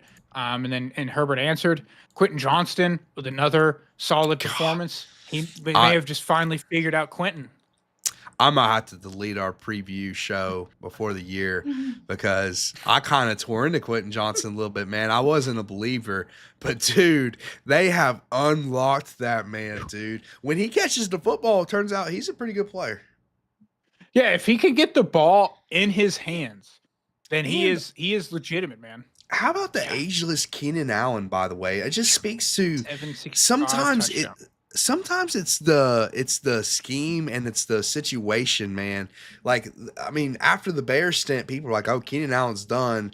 What did he do? He went back home, went back with Herbert, and he is all of a sudden a very. I mean, this receiving core is kind of nuts, dude, and which is crazy Yeah. thinking about it because we're like, man, I mean, this is the weakness of this team. They need more weapons for Herbert. All of a sudden, I'm looking at him like, dang, this receiving core is nice. Yeah, it really is. And Marion Hampton kind of had his breakout this game as well. He was a factor in the receiving game, and Mhm. also scored his first career touchdown, which was cool to see. He had a solid game on the pretty good game on the ground as well. But yeah, man, this offense is is a problem. Yeah, And it sucks because, man, if Slater was out there as well, I know. God, this I team, know. Joe Alt kind of got whipped by Nick Benito. We'll talk He about that did. more in a second.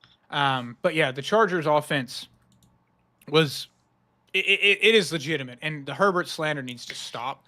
Oh It's yeah. worth noting too, the Broncos blitzed 71% of the time against the Colts, and they dropped that pretty heavily in this game, which is interesting. But they have been like blitzing a ton this season, and ended up not. And the Broncos defense had also not given up a touchdown in the entire second half. That changed so far Oh this wow. season, but the Chargers were the first one to do In it. the biggest moment too.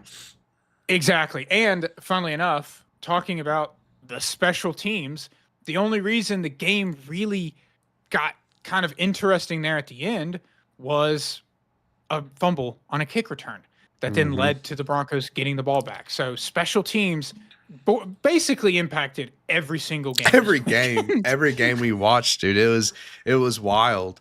Yeah, it's hard to know where to start with the Broncos. I'll start positive. Nick Benito, dude. Whew.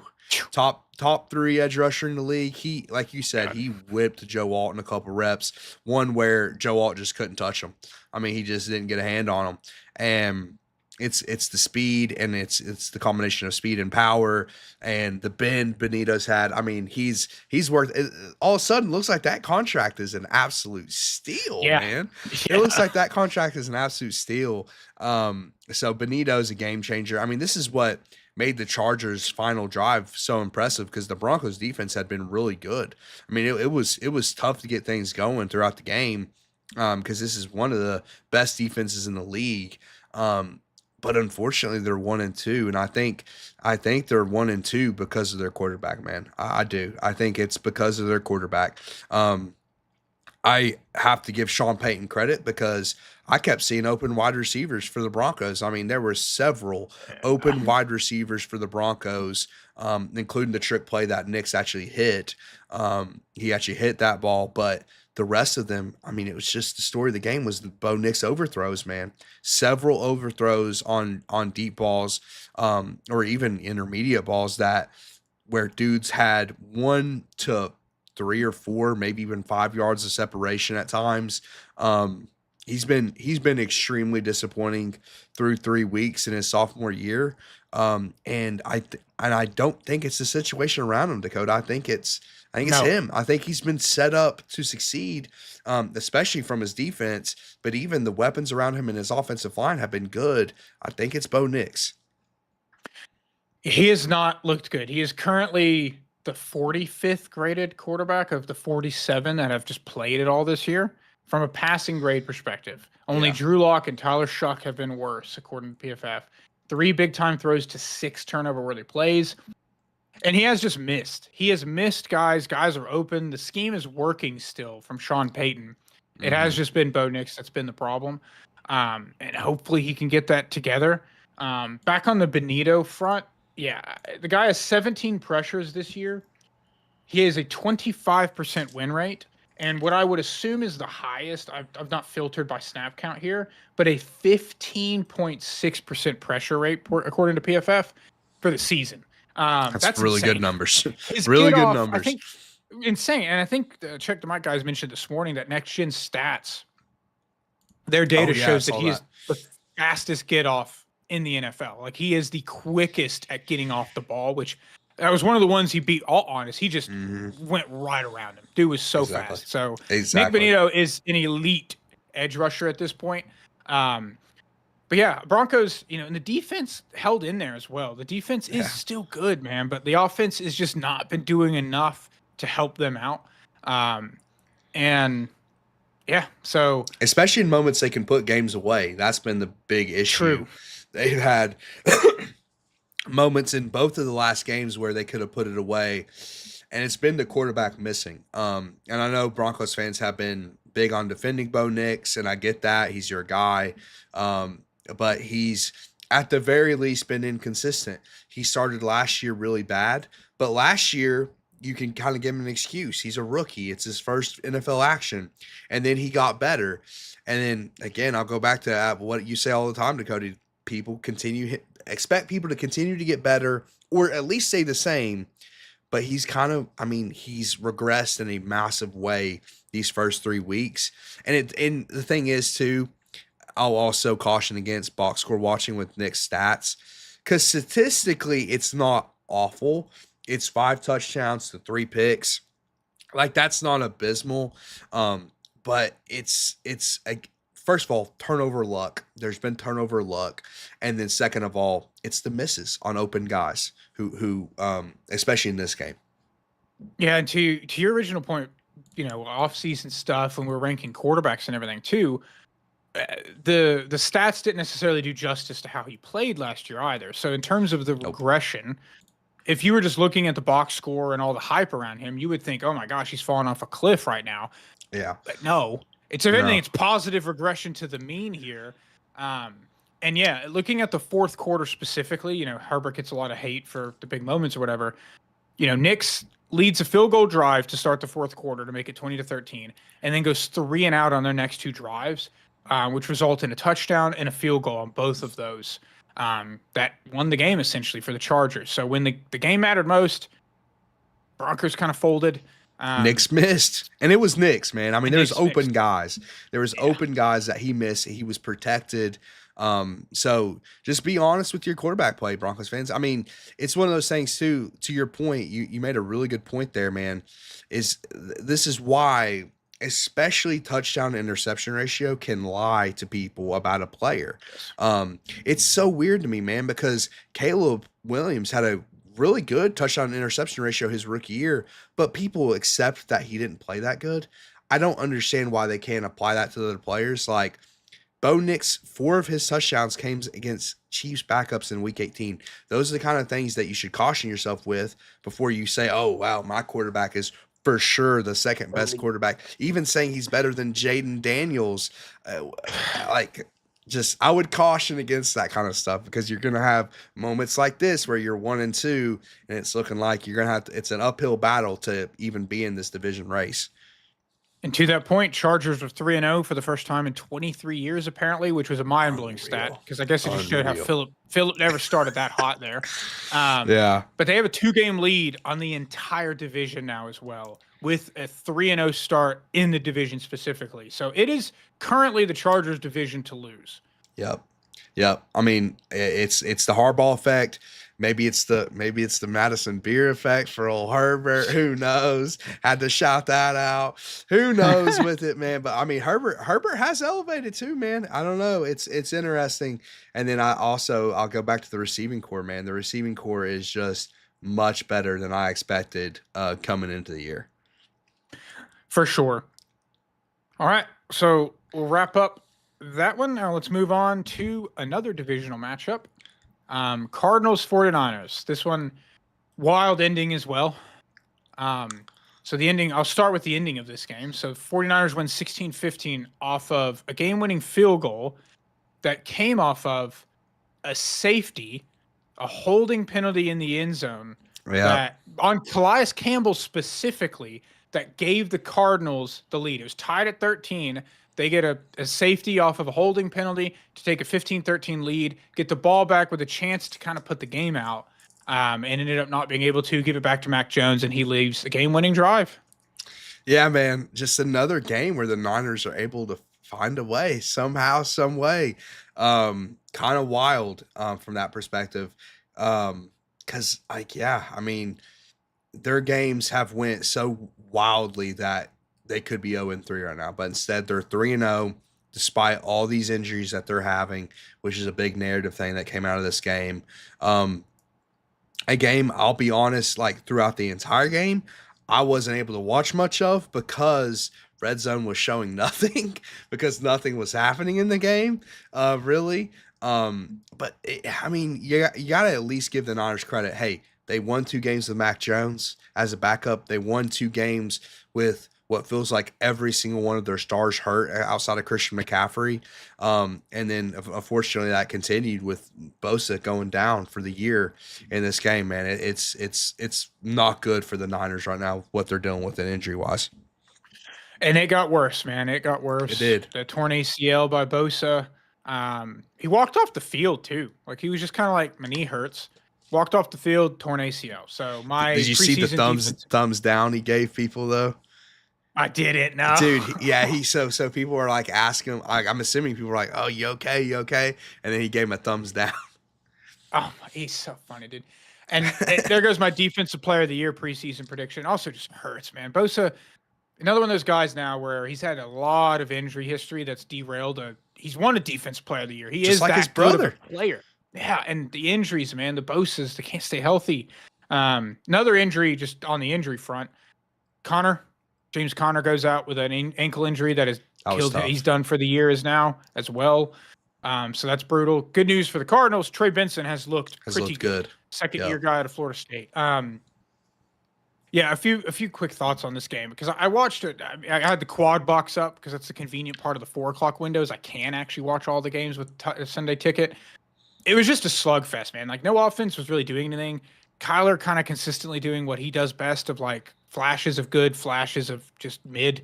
Marvin Harrison Jr., man, is starting to grow even more concerning. He had a drop in there that was terrible where he like jumped for absolutely no reason with his arms this far apart and just didn't catch a pass that was in a crucial moment. One thing that has been a recurring theme this year in the NFL that I just specifically noted for them, because the Titans did it that cost us something, and then the Colts, I think, actually did it too, but the Cardinals went for it on 4th and 4 at midfield and then halfway through the third quarter, man. So that's seeing crazy. Teams become way more aggressive. And I think Steve from Check the Mic pointed out this because like offensive yardage is down a lot this year. Mm-hmm. And it's things like that. It's the kickoff rule combined with teams being way more aggressive around midfield, giving shorter fields, but they got it on that play as well. They got it. But yeah, overall, Cardinals offense is still just is worrying to me a little bit. Especially the Marvin Harrison thing, man. Yeah, just still not getting it together, man. He's just still not getting it together. Trey McBride is really good, which I think we all knew that. But man, without the receiver help, like, and we were, I talked about it too, man. They didn't have a wide receiver 2 on the roster. They have Zay Jones, and it's showing as well. It's not good. I mean, Michael Wilson's solid, but it's one of those things. Somebody posted a Marvin Harrison highlight reel, like just the other day on Twitter. I see this highlight reel. Dude, they throw like fates to him in the middle of the field. He just, I don't know, man. From what I've seen so far of him, it's tough for him to create separation in the NFL. He doesn't look smooth. He doesn't look fast either. I don't know, man. It's weird because at Ohio State, he absolutely was able to create separation at a very high level. He was an elite route runner, and I'm not seeing any of that on the next level. And then you have a situation where he was open and just dropped it. And he's had a couple just drops, which is, again, another thing. He was really good at catching the ball in college. Like, he was very sure hands. I mean, just like his dad. Like, these are guys that just don't drop passes. And he has been doing it. So, very confusing why that's happening for him. Hopefully he can get it together because I mean he had the talent coming out. It makes no sense, dude. It's like this is why NFL draft analysis is so tough, dude. And special teams again. I have to shout him out. Missed field goal in this game ends up being the difference. There was a moment. I had it in my notes. It was like it may have been their last drive, or before. Maybe they ended up still scoring on that drive. Maybe in the drive they still scored, but there was a drop by DeMarcado that could have been costly in this game as well later on. But yeah, it's tough, man. I don't know what conclusions to draw yet. The 49ers are bizarre to me. It's like I just don't believe they're 3-0. I see the 3-0 Yeah, and I'm no. like, that seems wild to Same. me. Same And it's here. not even about the team like being bad. It's about the adversity they faced already. But yeah, being 3-0, I mean, you're looking good for the playoffs right now, especially without Purdy and half of your roster being injured. Shockingly, knock on wood for him, Christian McCaffrey is not one of those guys. He had like 10 catches in this game, just classic McCaffrey. He had like 27 touches. Mhm. Ricky Pearsall also had like a really good game. He did. But yeah, offensively, I mean, Mac moved the ball pretty well at times, but the injuries, it's hard to see how. And I think you mentioned Mikael Williams also got hurt. Like, He came back, but yeah, he did. He was banged up okay, at but some if point. he's dealing with something, knowing that the 49ers, it'll turn into something. So Yeah, and yeah, exactly. I mean, you do have to question the injury staff and or the training staff there, just because it's such a pattern, dude, of these guys getting hurt. It's hard to buy stock in them right now, like you said, dude, just because their stars are down. So it's hard to buy stock in the Niners right now. But hey, they found a way to be 3-0. They did. All right, we'll go ahead and wrap that one up. I see Monday Night Football has started. It's a good one as well, so we won't try to neglect these two games too much. But all right, to be fair, we probably can with this one a little bit. Yeah, Bears and the blow out last the one. Cowboys. So Yeah, and Sunday night, yeah. Bears blow out the Cowboys 31-14. I think the summation of this game for me is just Ben Johnson got in his bag, and Caleb played like we think delivered. Caleb's capable of. Yeah, Caleb delivered, man. And I think it's gone a little too far to the fact he's gotten just because it's other issues with the team. But he showed up in this game, dude. He was phenomenal in this game. Made a couple beautiful throws downfield. Had that crazy flea flicker, which was really, really nice. And then from a Dallas perspective, not to keep running the salt in the wound, but trading away your best defensive player turns out doesn't help the defense. The defense is, I mean, this is one of the worst units in the league. I mean, it's so bad. It's so bad, dude. Like, the Eagles look like they had no issues going through this defense week 1. And then the Giants, we didn't get to talk about that game. Giants hung 37 on them last week. And then the Bears, you just unlocked Caleb Williams and Ben Johnson, dude. It's not great right now in Dallas. it is not, man. And unfortunately, Dak has still played really well. Box score watchers will think that he's not, and I feel bad for him. But he has been let down is the only way to describe what's happened to the Cowboys so far this season. CD goes down with an injury, who was, had drops in week 1 and had not been playing his best. George Pickens kind of stepped up. He basically just fed Jake Ferguson after that. He had 13 catches. But Dak's been let down, man, and it sucks for Dak. But yeah, for the Bears offensively, Caleb Williams clicking. Luther Burden got unlocked. He had that flea flicker touchdown, and then he also had an end around later on where he made dudes miss. When he gets the ball in his hands, He needs to play electric. more. He needs to play He does, more, dude. He does. And this receiving core also has the ability to be one of the best in the NFL with how deep it is, just like we were talking about earlier. So yeah, and then look at the last bit of my notes that I want to shout out here. Darnell Wright got hurt in this game, but ended up coming back in, so that's something just to keep an eye on. I think it was like his shoulder. Great. Oh yeah, I think his shoulder got tweaked, but he ended up coming back. And then two things I just want to shout out for the Bears offense. One was Ben Johnson has been using DJ Moore in a very interesting way. He had multiple plays where he just had a handoff, almost like Debo back in the day for the 49ers. So Ben Johnson getting a little creative, utilizing DJ Moore there. And then Monangai had probably the best negative 5-yard run I've ever seen. He was going east and west too much, but the dude broke like 7 tackles. I thought he was going to turn field and actually get something, and then still lost 5 yards. But it was just a crazy play. I was watching it like, oh my gosh. And then, no. It reminded me of was it Marion Jones for the Cowboys in that game? Oh, yes. I know what you're talking about. He broke 9 tackles, ran 50 yards to just get 2 yards. Yeah, it reminded me of that. It was, yeah. Is it Marion Barber? Yeah, Marion Barber. That's who it was. Yep. Getting him and Thomas Jones, whatever. Yeah. Marion Barber back in the day. Also have to shout out Swift in this game. Swift looked faster than I remember, dude. Swift had some speed on that one, I think, screenplay. But yeah, I mean, let's see, man. We'll have to see if this is for real for the Bears or if this was just a get right situation against Dallas. If they can build on this, then who knows? Maybe the Bears will get it together. We can only hope for the sake of good football and a team that's talented from top to bottom. All right. That wraps up the 4:00 slate. Lions are about to score a touchdown already on Monday Night Football. They are in a goal-to-go situation here. Sunday Night Football, which was, Mahomes is good. He just is. But, God, dude, the Chiefs' offense, and this was against a good defense, man, but the Chiefs' offense is just, they used to be so electric and exciting to watch. Man. And it's unstoppable. Unstoppable for sure. And now it's almost painful to watch them play. It is painful at times. This game was painful to watch at times, to be honest with you. My only takeaways from this game is the Tyquan Thornton sequence. That's one of my biggest takeaways. He has the deep pass to take Tyquan. Looks like he catches it. Turns out he didn't. He dropped it. And then they go right back to the deep pass to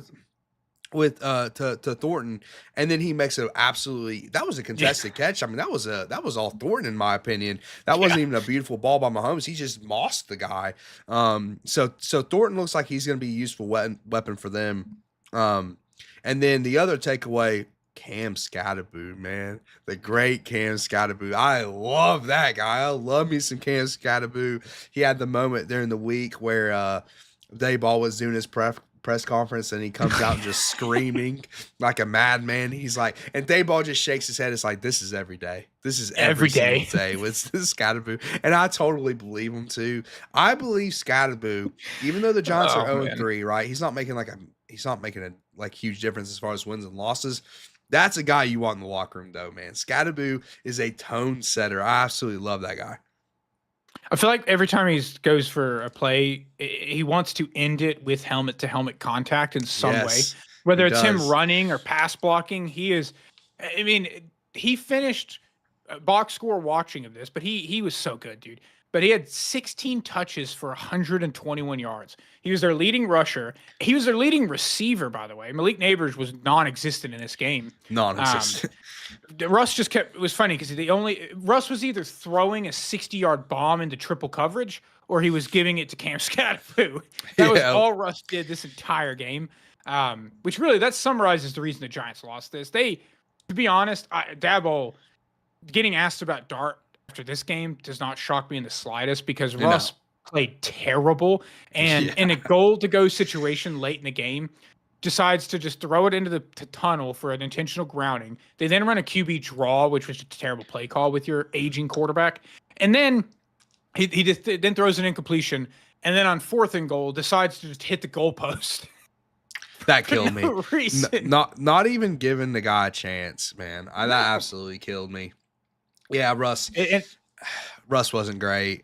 The offense wasn't great as a whole. Malik Neighbors looked checked out. Then he got hurt. It's not looking good in New York. But hey, at least you got Scatterboo. Scatterboo, dude, I was just looking at his PFF run. He had an 85 offensive grade. 82 receiving grade, 79 pass blocking grade. So he's even pass blocking, and then an 84 run grade. The dude does everything. Scottaboo does it all, man. And again, dude, it's just the tone setting runs as well. It's unfortunate that he's playing on a team that it's kind of inconsequential at the moment. But who knows? Maybe they can get a spark with Dart whenever that happens. Yeah, which feels inevitable at this point. Hopefully it doesn't derail his ability to develop, but he did look pretty good in the preseason. And at the end of the day, Shane and Dayball are gonna do whatever to try to salvage their jobs. So Correct. things are gonna change. But one thing that is very noteworthy, the Chiefs are, they have now gotten on the board. They're 1-2. Yep, 1-2. And Mahomes has found some ways to keep them in the games and played Mahomesian, but he has the 33rd passing grade of all quarterbacks that have played this year. He would be probably mid-20s if you eliminate the sample size guys who've only played a little bit. But he is just, man, it's bizarre, man. Mahomes, and none of it matters in the regular season. Once we get to the playoffs, Mahomes turns into a different animal. But like his regular season regression just seems to continue now. Like where it's just not been the same, man. It's not been the same. And it hasn't helped with all the receiver issues like suspensions, injuries. I am kind of intrigued though if all those guys are on the field at once. Like if they can find a way, once Rashid Rice comes back, once Xavier Worthy's healthy again, you know how you have Tyquan Thornton, whatever he's going to become. It's an intriguing group of weapons when they are going to be all out there. But yeah, man, right now it's just much of the same for the Chiefs. The offense hasn't been explosive in years in the regular season. And, in this game, they're playing the Giants, so it's hard to take away too much from it. It is nice that they won. They're like you said, they're on the board because if they start 0-3, it would have been kind of disastrous. And we'll see, we'll see if they can go on a run here and what they can make of it. But you're right, man. Mahomes is just not – listen, he doesn't have what Allen and Lamar have in the regular season. He just doesn't. He does not have that. Like when I watch a Ravens or a Bills game, I'm like, okay, even if they get down, the quarterback's going to keep them in it. And Mahomes has not had that in the regular season the last 3 years. He just hasn't, man. It's so disappointing because it's like, dude, you are capable of quite literally being one of the best quarterbacks to ever play this game. Yeah. And it's just bizarre when the regular season's just and maybe part of it is schematically. I don't know if Andy Reid's getting tired of winning too and going to Super Bowls. They're just not scheming it up as well. But one thing that is also noteworthy that more than Lamar Jackson, more than Josh Allen, more than Joe Burrow, the guys that are in this echelon of top tier quarterbacks, pressure affects Patrick Mahomes specifically by his tackles. And Kingsley Samatea at guard has been terrible. He's got a 38 pass blocking grade. Jawan Taylor is just a problem in general because he does false start borderline every play. He had a play in this where I don't know if it was Brian Burns, maybe Thibodeau. Just it was embarrassing to watch. It looked like a middle schooler going against a college football player. But he's got a 60 pass blocking grade on the year. Josh Simmons has had some learning curves. He did get destroyed by Brian Burns on a rep, but he's also played pretty well overall. But sharing that to say that the offensive line, Trey Smith has been really good, and Jalen Moore has actually been solid when he's played. But yeah, offensive line wise has been an issue, and Mahomes is affected by that than a lot of the other elite quarterbacks in the NFL. Yeah, that's just a fact. I just got done saying earlier about Josh Allen, how he has one of the best, and Mahomes doesn't get sacked a ton, so he also has a good pressure to sack ratio. But like you said, it impacts him more. So yeah, it's something to keep an eye on, man. We'll see if they can get it together because this is the same story last year, and they still went to the Super Bowl. Now they did get blown out, but they still were there. So we'll see. But dude, they have now I can't remember a time, Dakota, even with the regular season struggles, that they've had such a hole to dig out of. I mean, the Chargers have a big leg up on this division right now, a big one, and look really, really good. And Kansas City has never had a situation where they're a wild card team and they have to go on the road in wild card weekend. So, it's going to be something to keep a pulse on the whole season. And it's a very good point. They've had to fight as like the 3 seed and go on the road a little bit. But they've never had to be a wild card team and start on the road and finish on the road. And between the Chargers, Bills, and Colts all being 3-0, regardless of what happens with the Colts or whatnot, it's kind of impossible to imagine them fighting their way back up into first seed contention, Yes. but specifically within the division. So yeah, it's going to be keeping an eye on them, and their schedule this season as well. They get Baltimore next week, and then they get Jacksonville on the road. Then they get Detroit. So It's like, not necessarily man, an the wheels easy could schedule. fall off. No, the wheels could fall Like, off of this thing, man. They could be sitting here at 1-4 here in a few, or 2-4 here in a few weeks. And I don't know what's going to happen with the Ravens tonight. We got to get off here and watch the game. But Yeah. Baltimore in the regular season, they are a powerhouse, dude. I mean, I would pick just right now, even though we're not picking right now, I would pick the Ravens to win that game. The way the Lions looked last week, I would probably pick the Lions to win that. Like, it's tough for the Chiefs, man. They have very little room for error. And then they're just, foreshadowing even more. They didn't get a stretch of at home for Washington, then at Buffalo, at Denver, versus Indianapolis, and then at Dallas. So, yeah, we'll see, man. We'll see. Chiefs may be in a little bit of trouble, but we know they're capable of more, but we shall see. All right, that wraps up week 3, dude. It only took 2 hours, and I don't know how much longer. It doesn't show exactly, but a while. 209. 209. All right. Once we get to bye weeks, this will be a lot easier when we only have 13 games each week, but another fun one. Yeah, man. Any final thoughts on week 3 before we wrap it up? No, man. Just love the NFL. Love that we're back. We're back doing this show. It was a good one. And yeah, ready for some more football. Ready to go watch Monday Night Football. Yeah, a good one, dude. Some people's Super Bowl, they scored already too. Yeah, we're missing a good one already. But we'll wrap this up then. Appreciate everybody for tuning in live. Appreciate all the support. We gained, some subs over the last couple of weeks, even when we were off. So appreciate everybody that supported the channel and the show so far. We will be live on Thursday. Our new schedule is Thursdays around 7. We're going to be doing like a stopping the takes type thing with our show where we're just going to show clips of horrible takes by guys. A lot of Ryan Clark in there. It's a fun show. A lot of fun breaking it down. And then we'll do quick game picks at the end. And then our recaps on Mondays like this at 6. So yeah, be sure to tune in live. We appreciate all the support. Be sure to like, share, subscribe, do all that fun stuff. But until next time. Thanks for talking ballless.